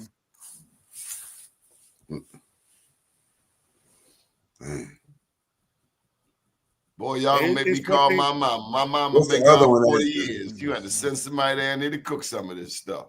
Coquito. Now you talk about that pie. That pie got to be warmed up. It's got to be warmed up for 1 minute. So when you put that scoop of vanilla bean on top, it just cascades. I'm trying to figure it out, man. If this isn't the land of the original, or the land of the grids that was used by the masters, how is it that we come up with so much magnificent stuff? Everything. Did we talk about that last time? Rap. Who uses the language like us in the world? Nobody. Who puts raisins and carrots in potato salad? Or a coleslaw. In everything. Who does that? Yeah. Bad idea. Step away from the kitchen. We got the best athletes, the best cooks, spirituality. We got it all.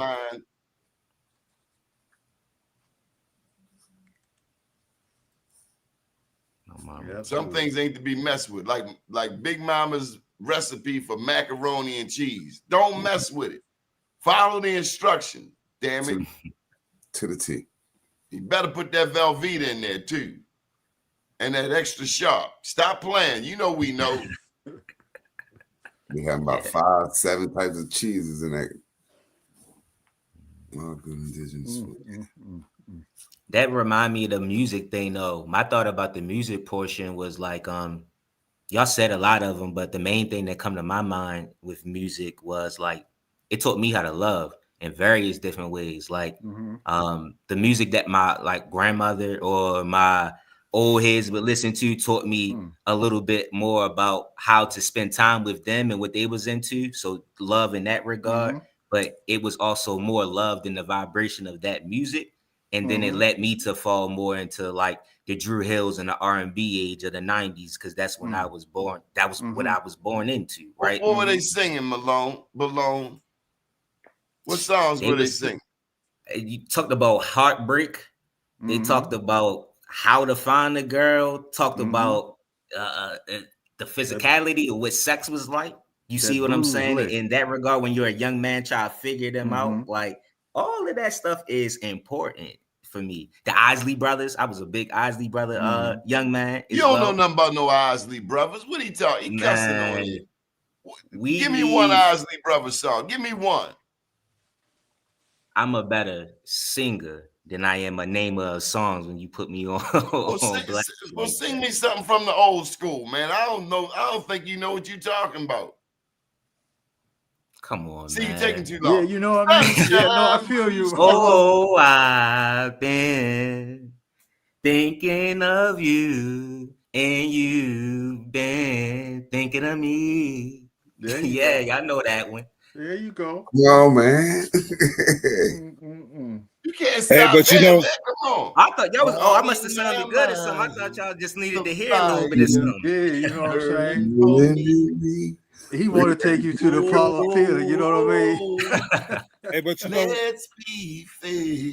I think that it's important to know that for the newer generation, R. Kelly helped make a lot of babies, man. Oh yeah, I know that's right. When a woman's fed up, there ain't nothing you can do about it. Man, R. Kelly was man. A lot of people don't know. Y'all know that Barney song, "I love you, you love me." You know, R. Kelly wrote that. I ain't know that. I know my son's first favorite song was R. Kelly. I Believe I Can Fly. That's the cut. There you go. Now his catalog is infinite, and you know, I really never turned my back against that brother because I know him personally. And you know, but I know that I, on a moral scale, I understand that it's things that he may have partaken in that I don't believe in or wouldn't have never did. But I also know that it's like the pot calling the kettle black for the devil to be sitting in a lake of fire and want to prosecute you for striking a little bitty match. You know, but I'm not gonna go into details about that. But man, a lot of babies, man, was made from that R. Kelly, man. What was your R. Kelly song? Seems like you're ready. Well, that's a cut, man. How'd they go? Girl, lay your hair down. Your body is my playground for me. Yeah, there you go right there, man. That's enough. Yeah, that's enough, man. I remember the song. Yeah, hey, man. Yeah, and I remember the first 45 I bought. The first 45 I bought was Stevie Wonder, I Wish. The first 45 I bought right on North Avenue. I'ma give you money for Sunday school. You don't know about that. I trade you trade yours for candy after church is through. That's when you go in the store, they have the big old posters. You can buy the big old posters at the record store. Anybody remember that poster, Super Nigga? I don't remember that one. We probably started. I remember the one with the black lady and the Black Panther. What about the glow in the dark? Hey, Balone, these posters glowed in the dark. But what about the beads? Yeah, that'd be crazy. What about the beads? Glow game. And the velvet pictures that had the what was that? The San Diego Bridge on there with the little lights or remember the oil lamp that the oil would trickle down. Yeah. Man, or it the was dogs playing cards. So Balone. So the posters that he talking about, you know, you had to get a black light. Check yeah. it. A black light. And they were like 4 feet long. And you turn them on and the poster would jump out at you. Oh yeah, I seen that before. Yeah, Yeah. that I was haven't seen it personally, but I seen it on like yeah. TV back then. That's the way it used to roll. Hey, that same black light you're talking about, Elder, exposes what it looks like to wear SPS 15 sunscreen. There you go. Ooh. Okay.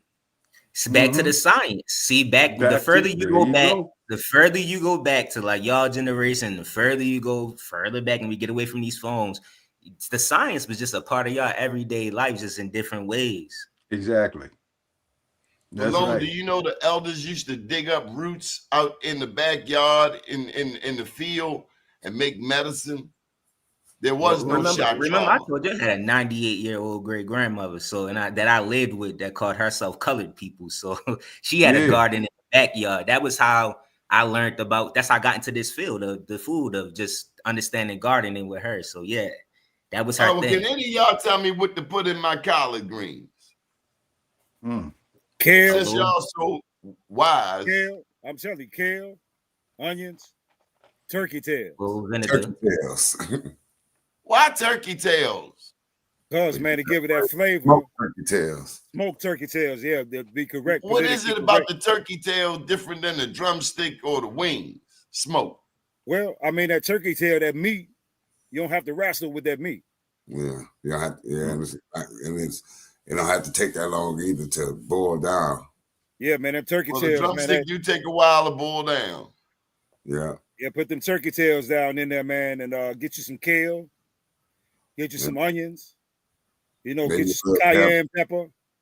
There you go. I ain't gonna give you my whole recipe though. Yeah, we know about this. Anybody that really make greens ain't gonna tell you what they put in that pot liquor. They gonna tell you everything. I tried it. Nobody want to give up any goodies. No secret recipes to the collard greens. Everybody knows onion, salt, and pepper. Some hot water cornbread though, but it got to be hot water cornbread, aka hoe cakes. Hoe cakes. They don't know about that. we need to get down to wherever they at eating. I need some hot water cornbread. I got a question, and it's a bit of comedy, but I see these cooking shows, and I see these cooks, these non-black cooks who good at cooking, and I always wanted to ask, why wasn't you cooking back in the day? Why was my grandmother cooking? So she could cook so good. That's just curious. Just throw that out there, huh? Yeah.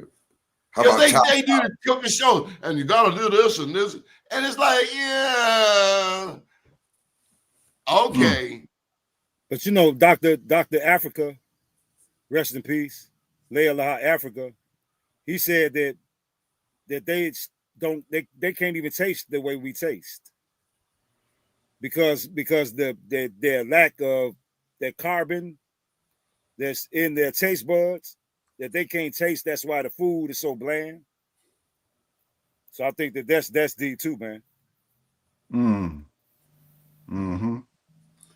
That's another thing we focus on in our tribe is carbon-based eating. I do want to get that out since you said that because we are carbon-based people. So we want to make sure we eat food full of color. If you don't want to get into the science, find the things that have color in the option, and then you're making sure that you're getting all that carbon in your body. Especially green foods because they could contain electricity. How about the chow?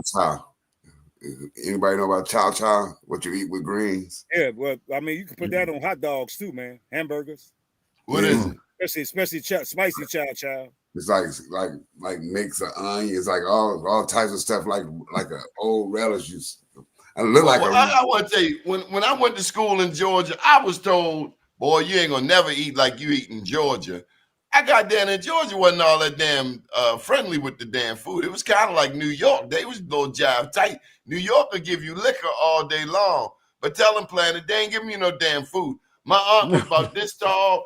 She had a big old seafood bake lot up in Brooklyn. She stood up on this chair and got in this woman's face because the woman took too much meat out the pot. I had never seen nothing like that in my life. She said, "Put it back, put it back." We I was rolled like, we "Oh my rolled God, my different in the auntie is apple, yo. I'll gangster." tell you. Hey, but the best food is Chicago, Alabama, Louisiana. Yeah. Louisiana, yo. Have you ever been to Baltimore? Who, me? Yeah. Yeah, man. I got a seafood spot on Hollyberg. Down the street. We don't go there. I'm gonna have to take you to the real spot. I don't think you really tasted Baltimore. But no, man. I you know what? But I delivered over there, so it was convenient. They're a little pricey, and they was okay. Besides that, man, I go to the people Wawa. cooking? Was black people cooking in there now? Yeah, but I understand that. Yeah. But I'm pretty sure you know the spot that I'm talking about too, man. We don't go over there.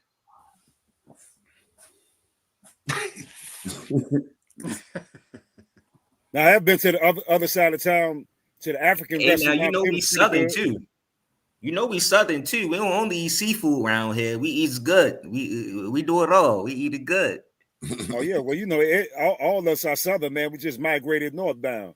Right. But I mean we interchangeable because we're universal to the land. Yes, sir. We love good rockfish here in Baltimore, in Maryland. I'm big on rockfish. I don't know if you ever had it. Striped bass. Oh my God. Stuff it with some crab meat. It's a wrap. Or blacken that rockfish. Woo. But you gotta come to Chicago and get a steak supreme with sweet and hot peppers. Nothing like it nowhere. In March. Yeah, just let me know. Today. All right, Planet, let's get on in here. We did 2 hours. Okay. Well, on this this so-called holiday that everybody gets together and eats and goes to this party and this, that, and the other. My suggestion is you bring your presence, right? So that's just not going there. You bring your presence there. Right? And the way you connect with that presence is what we're going to do right now. And that's just to take a deep breath in.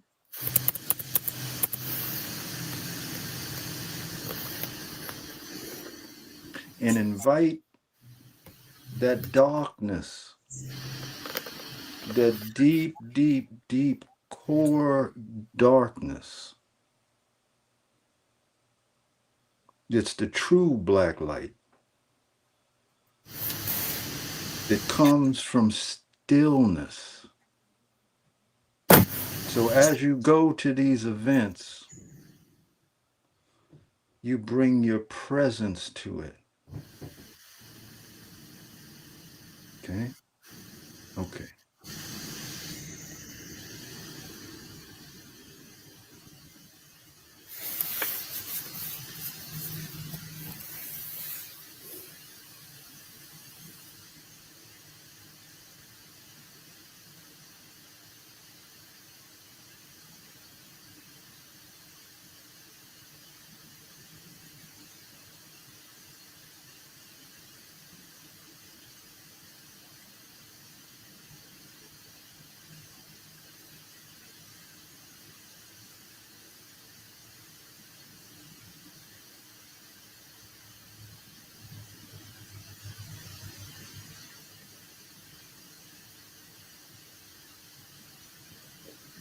Grace, protection, and love on this weekend.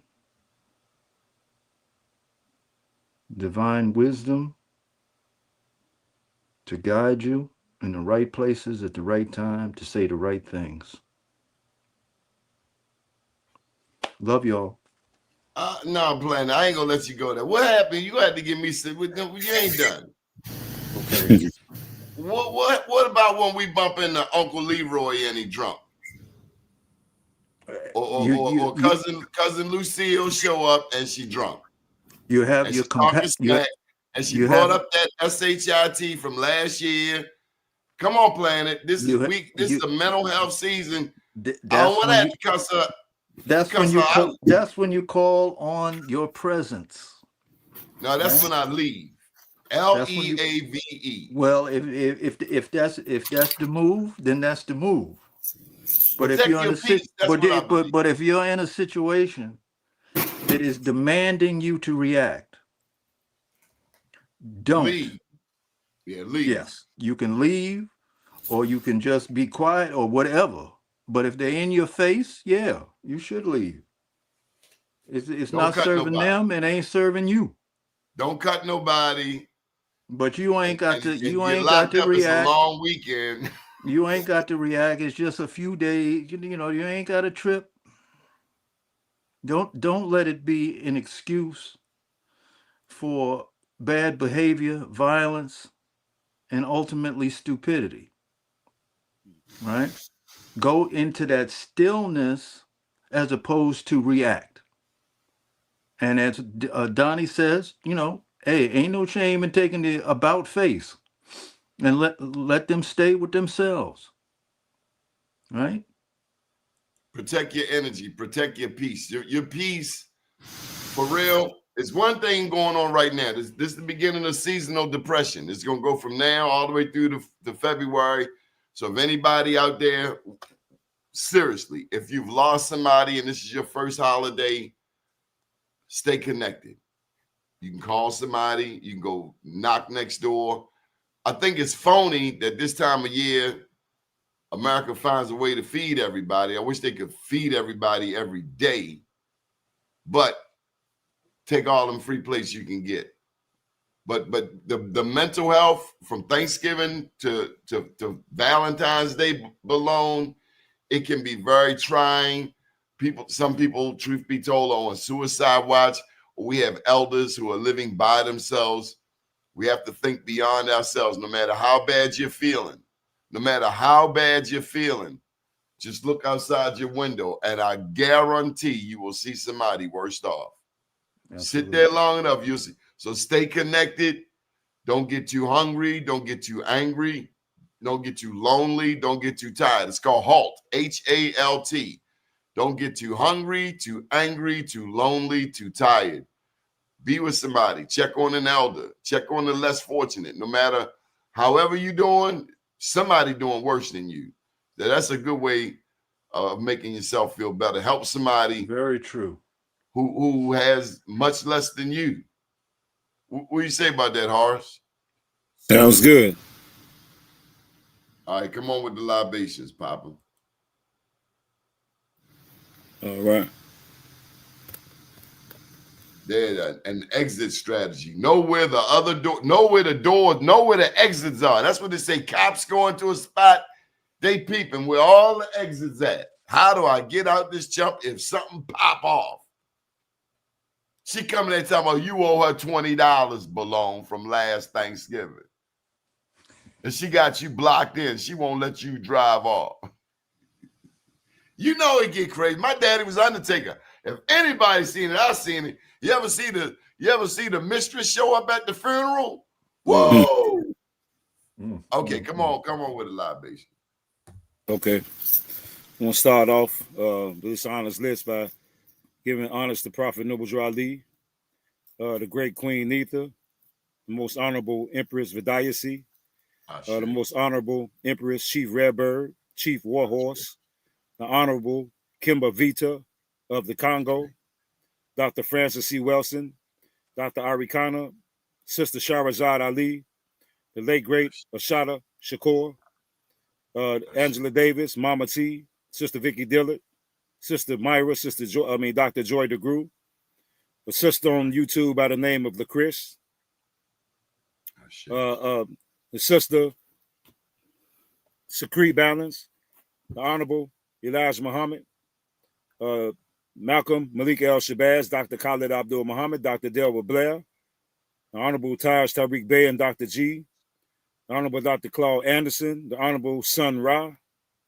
Patrice Lumumba, Professor P.L.O. Lumumba, the late great C. Freeman Hill, Dr. Martin Luther King, Che Guevara, the most honorable Dr. Malachi Z. York, the Honorable Omali Yashatila, my right-hand man, Julius Malema, my other right-hand man, President Traore, my other right-hand man, General Barbecue of Haiti, the beloved brother, Bobby Hemmett, the Honorable Reverend Phil Valentine, Nellie Fuller, Fred Hampton, the Honorable Minister Louis Farrakhan, Clarence 13X, a.k.a. Putin, Anthony T. Browder, Professor James Small, Rod Hayes, Steve Coakley, Billy Carson, 19 Keys, Dan Calloway, Karima Ahua, Rizza Islam, legendary Top Cats, the Young Elder, Dr. Sebi, Leila O Africa, Daki Awakening, the beloved King Randall, the Honorable Donnie Glover for providing us with this platform for us to reach our people,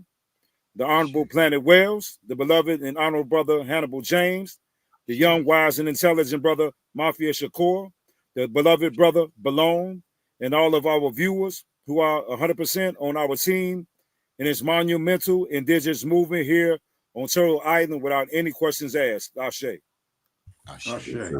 Please say the names of your ancestors, especially if you lost somebody over the past year. Grandma. Thank you, Horace. Evan. Yes, sir, brother. Big CJ. Sam. Caleb. Always rest in peace, my sister. Yeah, James Davis. Booker T. Jones. Walter B. Rodney Jones. Amanda Jones. Judge Hardy. Leola Holly. Harry Robinson. Alma Goodman. Herb Brown here in Baltimore. Uncle Bob. Ricky Ellis. Ollie Lillard. Jimi Hendrix. Laura Holman. Mary Holman. Anisa Hoskins. Cookie. Curtis Mayfield. A.D. Daryl Motley. Lil Reggie. Ashe. All right. To our family in the chat, Harold Thornton, thank you for the love. Big Ma Baby, D22, and all of the people. Sister Awanasa, Regina Harris, she made it very. Look what she wrote to y'all. Appreciate you, sister. Appreciate it. That keeps us coming back. Listen. Thank you, sister. It keeps us coming back. Awanasa, was it 7665? In terms of the discernment, it's the difference between listening and hearing. Okay, that's the difference. That's where the discernment lies. Okay, just wanted to add, yeah. And thank you for your comments. Oh, say it one more time for me, because I swear it's a pickup line. Say it one more time for me. It's a Muskoka, Ricky. Yeah, it sound like, yo, give me your phone number. Stop playing. You know what I mean? You know, the K sound like, the K got like a G sound with it. It's a Muskoka. Throw that bass line on it, you know what I mean? Sound like Roy Ayers, Poo Poo La La. That's what it sound like. Go, Holmes. There you go. It's a Roy Ayers, Poo Poo La La. It's a Muskoka Leak. Yeah, but you're starting. Daddy bug. Yeah. Say that again. You hear some of them speak with a Spanish tongue, because they say este. Yeah, este Muskoka Leaky. Yeah. Throw that Yusef Lateef on that bad. Y'all are nasty. Yeah, Jack. Yeah, real charismatic, romantic Indians. Okay, all right. Yeah. Peace, brother. Oh, shout out to Brenda. We know you watching, Brenda. Stop playing. Back on your Absolutely. Ashe, brother. Ashe. All right, peace, brothers. Y'all have a good one. Okay. Be safe. Till next time. Stay strong. Yes, sir. All right. Good evening. Good to see you, bro. Yes, sir. Yes,